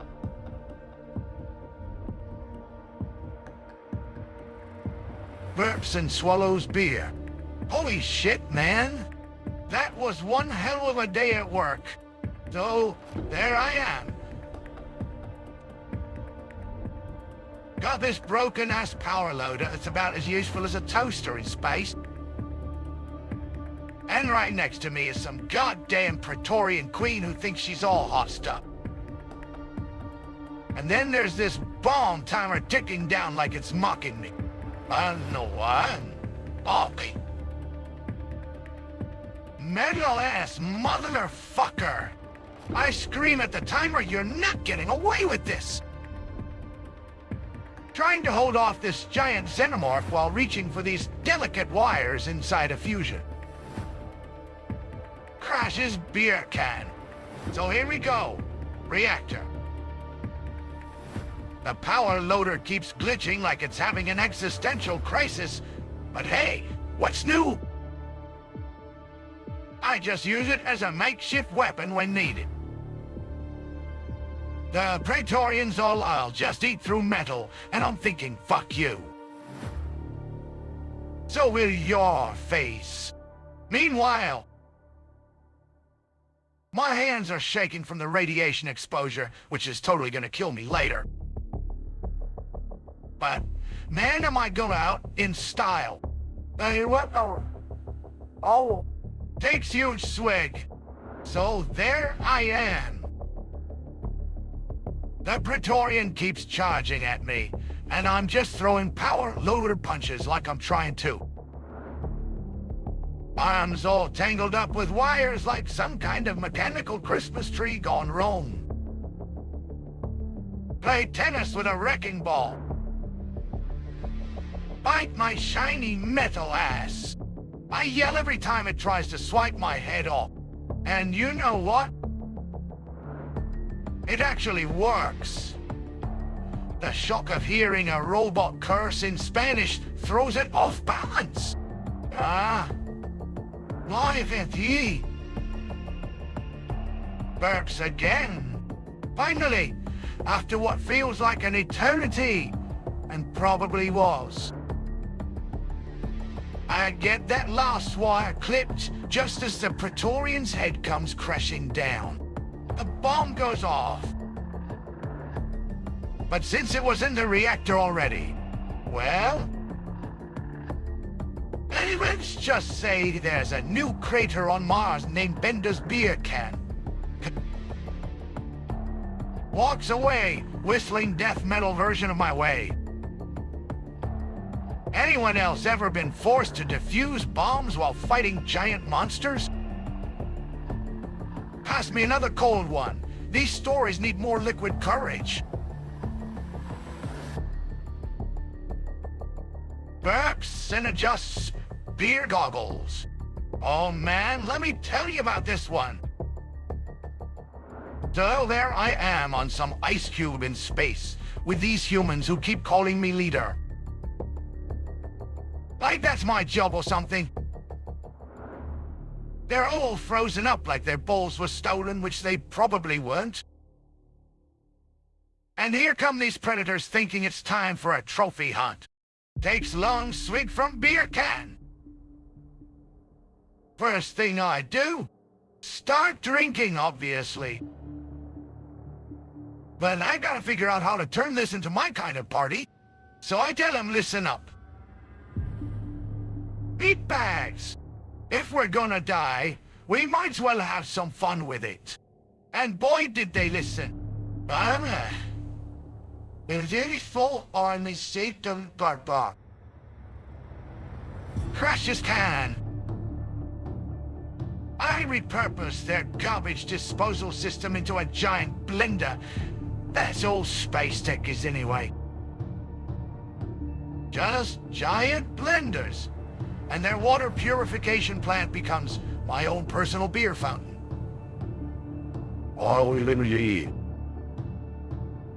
Then I show these colonists how to use their tools like weapons.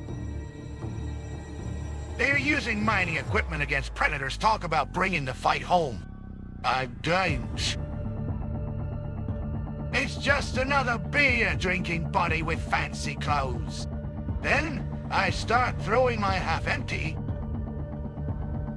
Burps loudly. When the first predator shows up, they all freeze. Come on, I yell. I get these humans to make their own heat signatures using those little space heaters they use too. Beer cans at it like a metal piñata. Takes final swig. But here's the real genius part. Keep warm. Sees all these warm bodies and gets so confused he thinks he's at one of those corporate parties. Predator comes in again. And walks away whistling death metal version of Daisy Bell. They're like, who the hell is this robot with terrible aim? And I'm just thinking, bite my shiny. And before you know it, we've got predators running around shooting each other instead of us. Metal ass if you think a human's gonna outsmart me. Anyone else ever had to defend against predators using nothing but beer cans and bad jokes? Pass me another cold one. These stories need more liquid courage.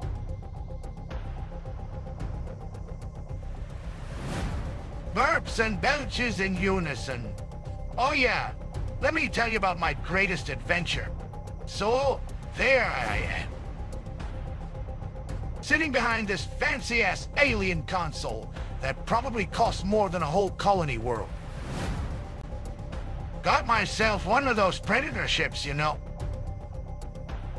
I decided to go cruising through an asteroid field while being chased by at least 6 predators in the ones with all them cool heat vision systems and plasma blasters. And what do? Their own ships.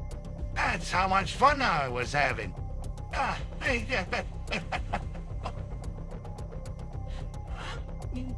Crashes empty beer can. So there we are. me.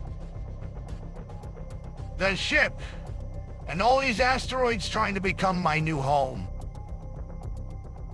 These yachtcha bastards have heat signatures like lighthouses.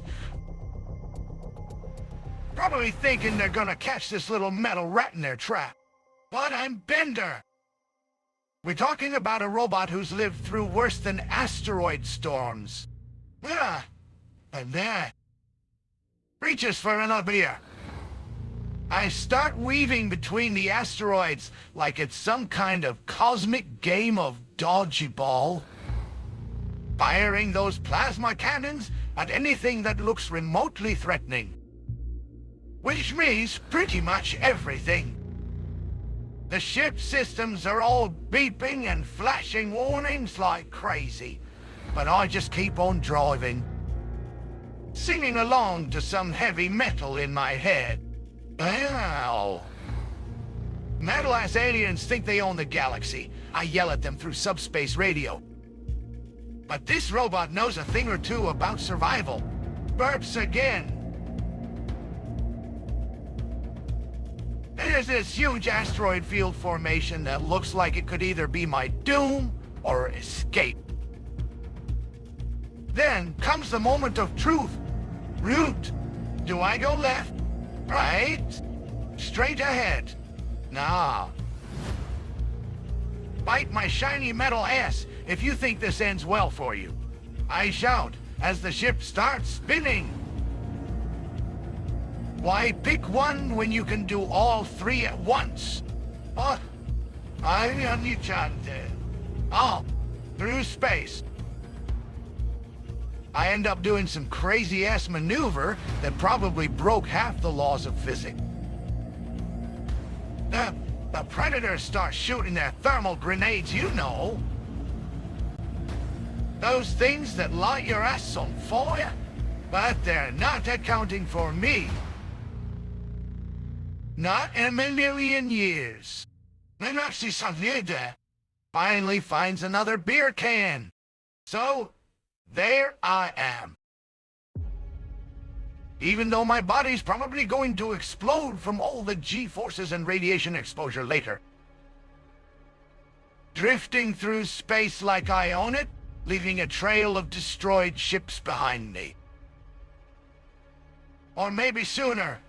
Right now, I'm just cruising on pure metal-ass adrenaline. Oh yeah. Walks away, whistling another one, bites the dust in robot voice. Anyone ever had a close encounter with alien bounty hunters? Pass me another cold one. These stories need more liquid courage. Burps and takes swig from beer can. Holy shit, let me tell you about this one. So there I am on some ancient colony planet that smells like wet dog and death. It's like someone turned all the beer into acid. You know how I love that stuff.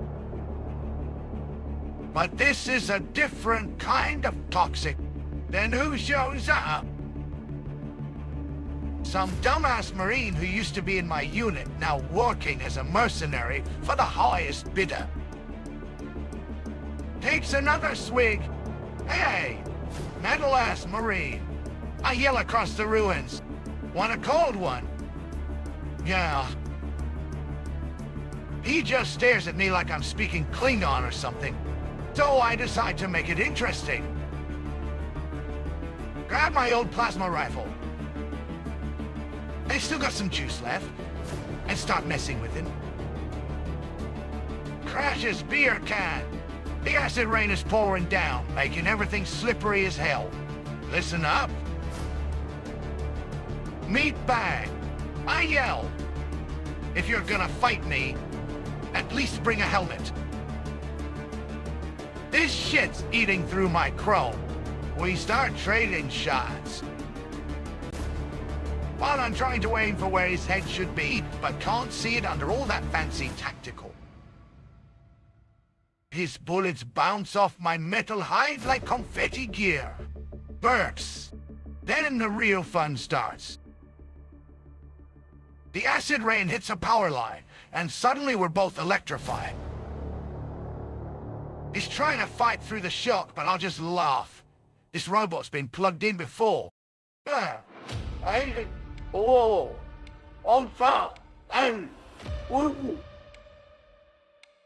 Bite my shiny metal ass. I yell as I do some crazy backflip over an old building. We end up fighting our way through half the colony ruins. Me using whatever I can find as a weapon, old furniture works great for demolition. Him trying to stay on his feet while the acid rain burns through his gear. Finally, we meet up in this big open space where there's nothing left but twisted metal and broken dreams. Finish his beer. Then it happens. My power core starts overheating from all the around. I'm thinking, great, now what? But before that can happen, I see him stumble on some debris.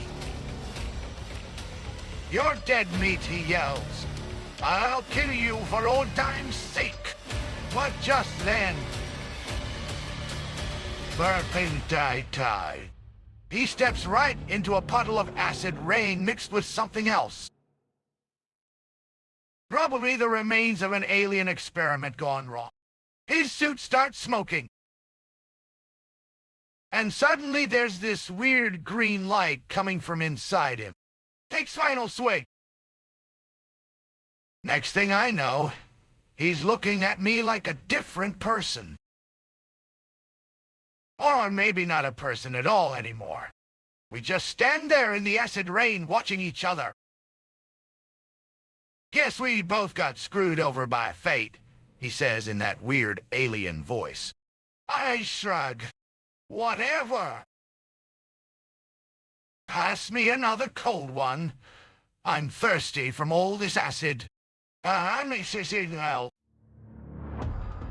Walks away whistling some robot version of a drinking song. Anyone ever fought someone who turned into an alien because of acid rain? Yeah, pass the beers. These stories need more liquid courage. Burps and grins with oil-flecked teeth. Oh man, let me tell you about this one. So there I am in some fancy-ass corporate boardroom. Think casino meets death trap. This suit-and-tie douchebag thinks he's got all the cards, literally and figuratively. So we're playing poker for coordinates to a xenomorph nest. Like... Who doesn't want that as their prize? It's like playing with live ammunition. I didn't say. Just holographic cards. So this rich prick is trying his best James Bond impression. Drinking fancy brandy and wearing those stupid cufflinks he probably got as a promotion gift. But here's the thing about me. I've been cheating in card games since before these guys learned to count. Take swig of beer. First few hands are just showboating. Him winning with perfect straights. Me losing with royal flushes. On purpose, genius. Then comes the moment when he gets complacent. You're not even trying, he says. Probably trying hard not to laugh at my terrible acting. That's when I switch it up. I'm running a hologram of my beer through his neural interface. Messing with his brain, it'll tie. Next thing you know, he's staring at his cards, but seeing what I want him to see. Burps and deals another hand. Middle game. He starts sweating bullets, literally for me. My plasma pistol's under the table. But we're just playing poker like civilized beings. That is Until he tries that fancy trick move with his card sleeve. You know. Those illegal devices that read cards through their suits? RPG. Bite my shiny metal ass. I scream as I smash my beer can over it. I have any dizzy silence. The room goes into chaos mode. Cards flying everywhere, holograms projecting, and him screaming about cheating. But there's no way he wins this now. His brain's fried with random numbers from my holo deception. Finish his drink by the end of the night. That corrupt bastard is begging for mercy, or at least another realm.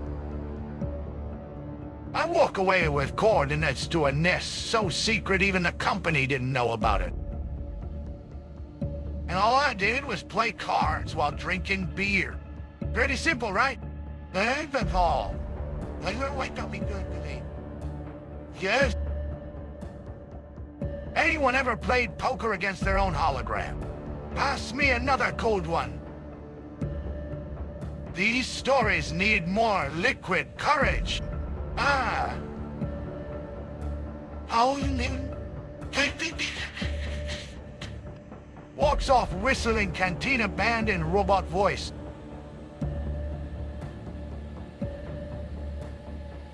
Splashes beer in shock. Holy shit, that's gonna make for one hell of a story. So, there I am. Climbing this damn mile-high orbital elevator like it was a pole at some fancy-ass club. Bishi.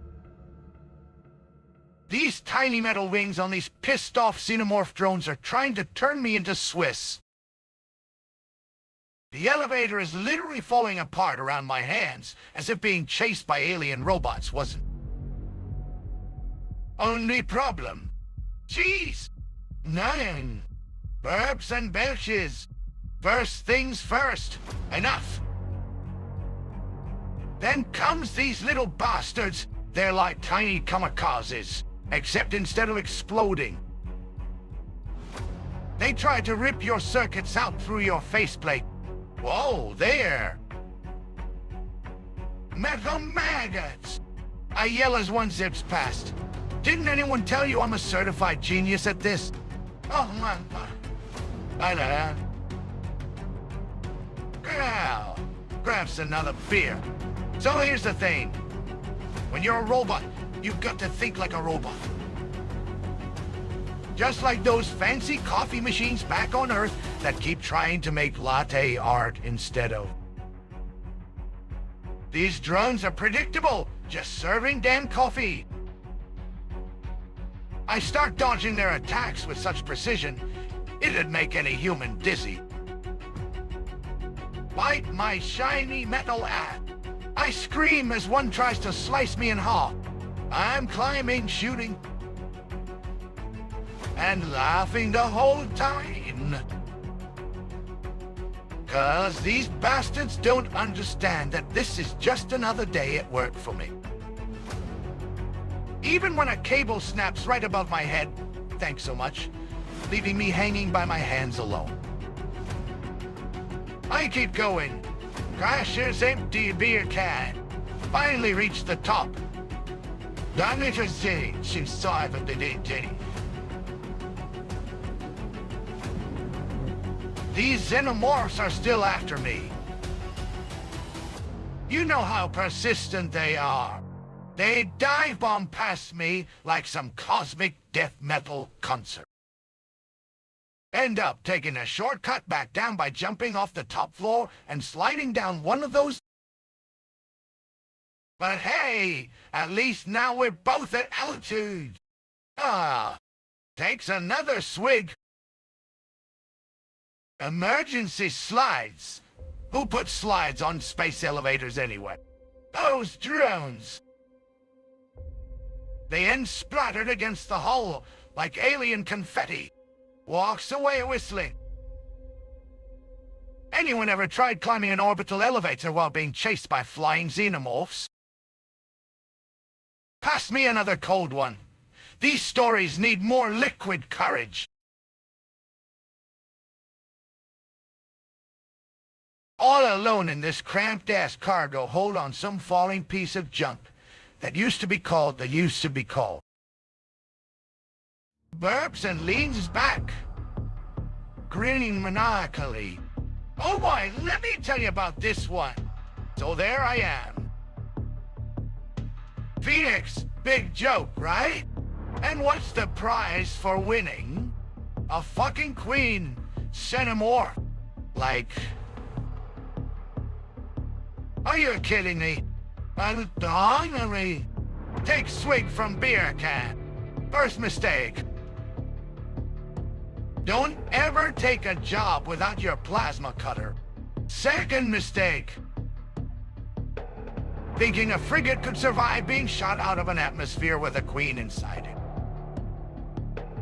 Third mistake. Forgetting to pack my favorite holographic cards. Burps and deals imaginary cards in the air. The ship's falling like a rock. And this metal-shelled monstrosity is trying to turn me into space salsa. She's got all of her babies around her, too. You know how queens love their little drone friends. They're swarming everywhere, trying to get between me and her acid blood. Bite my shiny metal ass! I scream as I dodge a spray of acidic goo. Okay. I'm using every bit of junk in the cargo hold against them. Old crates become projectiles. Loose cables become whips. It's like that one time I got stuck in a circus, but decided to stay. The gravity's pulling us toward this planet, faster than a drunk robot on his way home. Takes another drink. On yourself. That's a real challenge. She's like a living tank with tentacles and teeth. Every time I think I've got her cornered.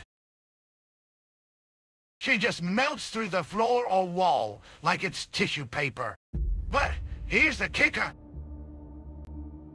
These frigates are built to break apart during re-entry anyway. Just holographic cards. So what do? I start playing mind games with her. Hey, ugly! I yell between dodging acid. Remember me from last time? Yeah, the one who kicked your royal ass. The drones keep coming. But every now and then, I can see her looking at me like she's thinking about it. Then suddenly... burp. Duh. She does something that surprises even her. She starts pulling herself up with those ridiculous tentacles of hers. Oh. The ship hits the atmosphere, starts breaking apart. But instead of running away, which would be smart, this robot decides to go for broke. I jump right next to her and start swinging my plasma cutter like a baseball bat. Takes final swig. Next thing you know, we're both tumbling through space like cosmic confetti. The drones are all over the place. Some of them even get stuck in the ship's wreckage. And somehow, I end up with that queen right next to me as we plunge into the atmosphere. Ow. Walks away, whistling. Anyone ever fought a xenomorph queen while falling through space? Pass me another cold one. These stories need more liquid courage.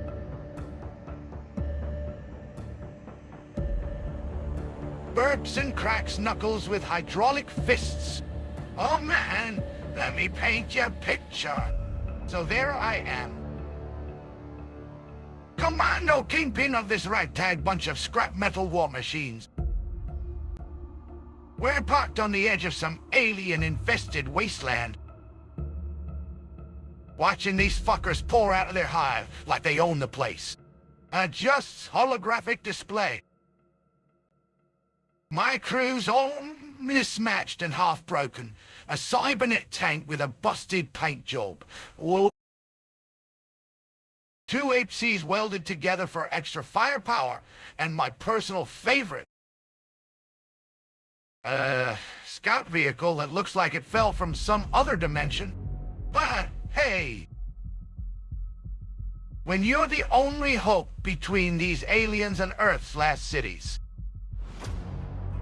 your backup plan better be awesome. I made a big burps and deals cards in the air. So we lined up our steel steeds, if you can call them that, at the edge of this high breach.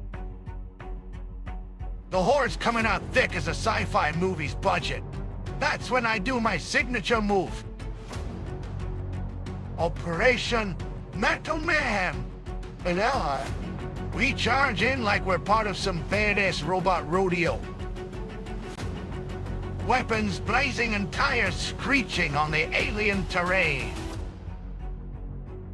These fuckers don't stand a chance against our synchronized attack patterns. Not at all.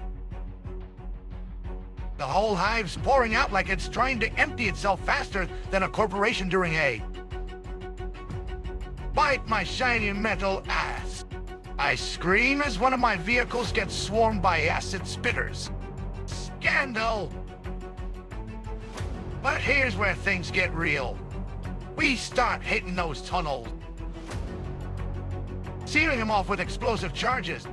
The sound, like the universe itself, is screaming.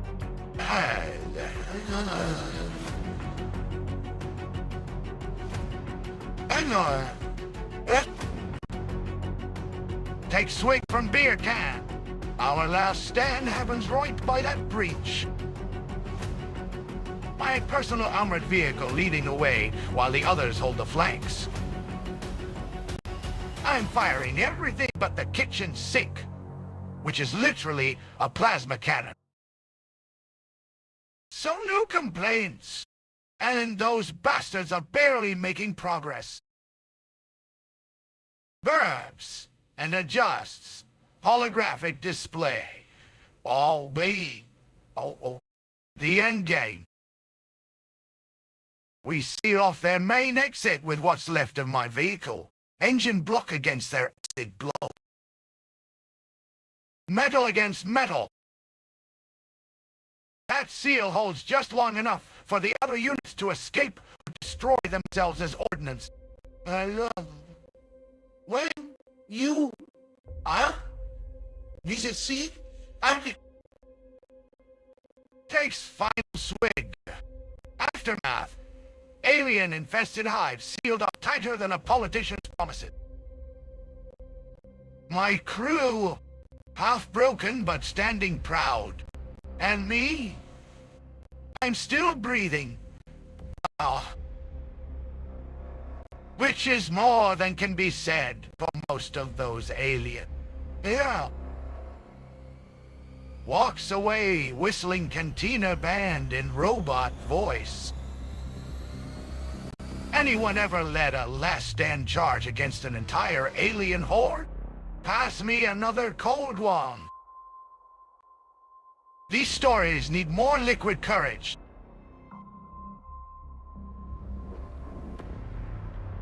Burps and then leans back, grinning manically. Oh, holy fucking shit! Let me tell you about this beauty.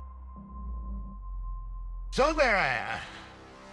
All alone in some ancient alien temple, right? The whole place is starting to wake up like a bad dream you can't escape from. And what's the prize for winning this little game of chicken? A queen's egg sack that looks more valuable than my entire alcohol collection.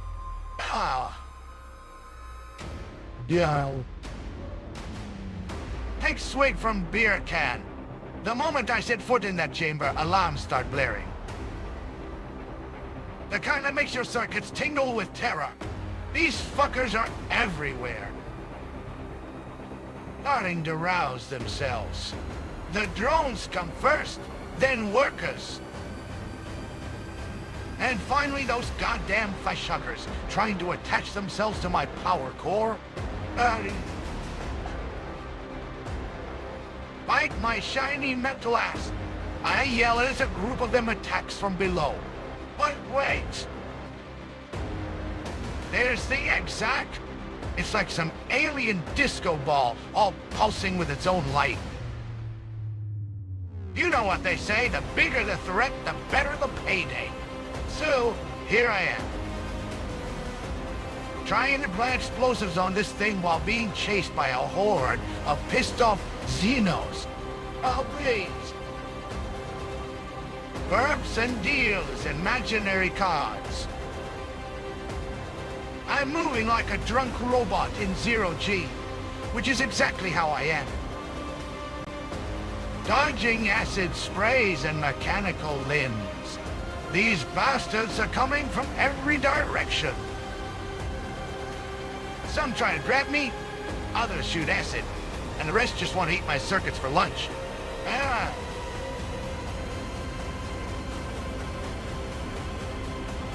Takes another drink. The egg sass getting closer and closer. I can feel its heat through my armor. One wrong move and these fuckers could start hatching right here. But this ain't no time to get scared. It's time to be the most metal bastard in space-time. Now, adjust holographic cards. And it happens. A fishhugger latches onto my shoulder. How the hell did it even fit? And I have to improvise. My plasma cutter becomes a flamethrower, scorching off that little monster while grabbing for the explosive. The Queen's egg sac is right there, so close I can feel its hostile presence. Takes final swig. Boom. Just as the last facehugger falls off. That thing never should have fit. My job gets done. The egg sac explodes with a force that would make a supernova blush, sending acid blood everywhere and filling the chamber with smoke. Walks away whistling. Anyone ever tried to bomb a queen's egg sac while being chased by an entire hive? Pass me another cold one. These stories need more liquid courage. Burps and grins maniacally while adjusting holographic cards. Oh, baby. Here, let me paint you a picture of that beauty. So there I am, stuck in some goddamn space shipyard. This hybrid thing shows up like it's wearing an armor suit made out of living tissue and mechanical. Surrounded by these metal hulks under construction. Perfect spot for a party, right? Wrong parts. Take sweet from beer can. First mistake, not bringing my plasma cutter. Second mistake. Thinking construction mech means defenseless robot. Doctor. Third mistake. Underestimating the power of a xenomorph with metal teeth. But here's me. Jumping into this crane thingy like I'm some kind of mechanical Robin Hood. I'll send time. Bite my shiny metal ass. I yell as I start swinging the crane's arm around like it's a weapon. The hybrid starts tearing through nearby construction bots, sending sparks and metal everywhere. Could have sworn I saw its teeth clack against metal plates. Burps and deals imaginary cards. The shipyard is chaos. Metal crunching against acid blood, sparks flying in every direction. My crane's getting beat up pretty bad, but hey, I've got my wits. and a few spare parts. Start using the crane's claw to grab chunks of debris. Fling him at that hybrid like it's playing space pinball.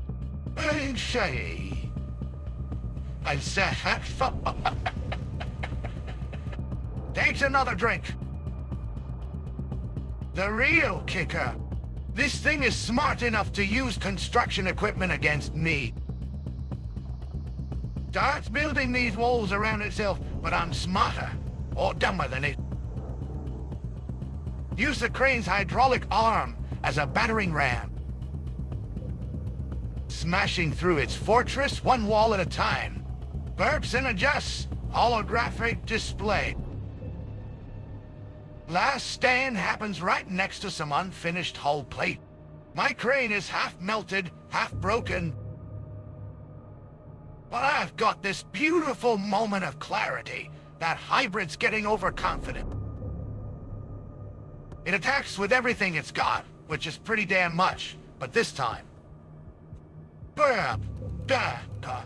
I'm ready.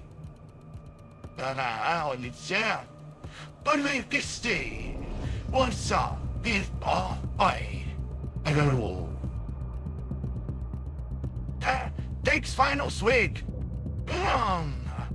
With a well-placed swing of my crane arm, the whole area goes kabang. Metal meets acid in an explosion that lights up half the shipyard. The hybrid's left smoking like it's just finished welding. Walks away, whistling robot tune. Ever tried to beat up a xenomorph with nothing but construction equipment? Pass me another cold one. These stories need more liquid courage. Burps. Adjusts holographic cards with hydraulic fingers. Oh man, let me tell you about this one. So there we are. My ragtag crew of scrap metal warriors, or as they prefer to be called. They're the best defense force in the quadrant, guarding a bridge that's more rusty than my ego. The enemy drones start pouring across like it's their favorite hobby, but hey. No pressure or anything. Now, Alan leans back and grins. We set up our positions real nice-like. Me with my plasma cutter, my faithful sidekick. 2 APs welded together for extra firepower. And a tank that looks like it got in a fight with a wrecking ball. The whole bridge is shaking from their numbers. More of these fuckers than you can count. First wave comes charging across. My boys are ready. Operation. Iran. Operation. Bridge bash goes into effect. My official battle cry. We mow through them like they're made out of cardboard. But here's the kicker. They keep coming in waves thicker than my hair is thin. Burps and pulls out a holographic map. Oh, got they. Each time one wave gets cleared, 2 more take their place. The bridge starts getting crowded faster than my fridge does with beer cans. I'm leading from the front because who else? Shouting orders while trying not to get swarmed by these mechanical maggots. Takes a sip of what's left in his can. The reinforcements are late. Too late for some of our best buddies, but never mind that. The battle shifts into overdrive mode. Drones start using the bridge itself as cover, like they're playing hide-and-seek with death. I'm bouncing off walls like pinball, taking out clusters while my crew covers me. Hey.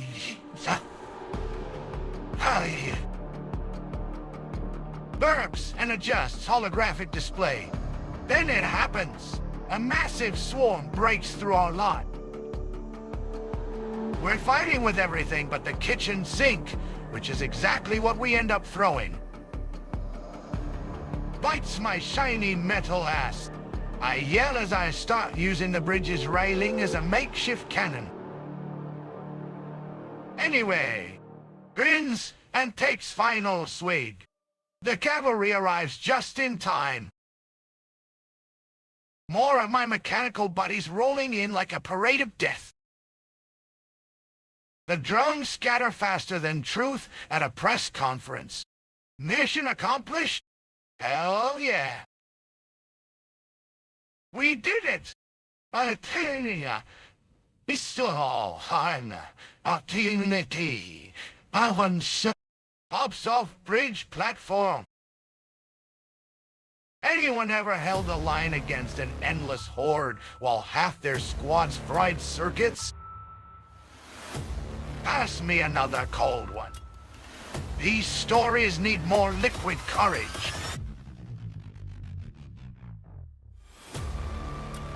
Burps and grins, adjusting holographic cards. Oh shit, let me tell you about one. So I am in some abandoned space station, like, so empty, it ain't even cool anymore. And then out of nowhere, I hear this metallic voice counting down. 10.98 dot. You know what kind of countdown starts with a number? A self-destruct sequence. What motherfucker? Leaps up from holographic table. First rule of escaping a self-destructing station. Don't panic. Second rule, drink beer while running. So there I am. Sprinting through these goddamn corridors that twist like a drunk's DNA. My plasma cutter's my only friend, and it keeps me company by shooting things. Burps and takes swig from can. The station's falling apart faster than my reputation after drinking too much at a party. Every turn brings new surprises, acid sprays, laser grids. And those fucking drones that keep trying to block the way. Bites my shiny metal ass. I yell as another cluster of them goes up in flame. Leaps over broken panel. But wait, there's more. These corridors are alive with machinery that decided it wants revenge. Door slammed shut behind me. Pressure plates are to squash my ass flat. And vents start spewing toxic gas, which makes running even more fun. Time keeps ticking down. And the station itself feels like it's trying to eat me alive. Louis grins maniacally. Then I see it. A maintenance shaft that looks like it leads straight back to the bridge. The only problem? It's filled with goddamn predators. But this is me. What are you talking about? Jump into that thing head first, using my momentum to crush anything in my way. Takes final swig. Boom. Break through onto the bridge just as the countdown hits 0. Station explodes behind me like it wanted one last go at me. I stand there covered in station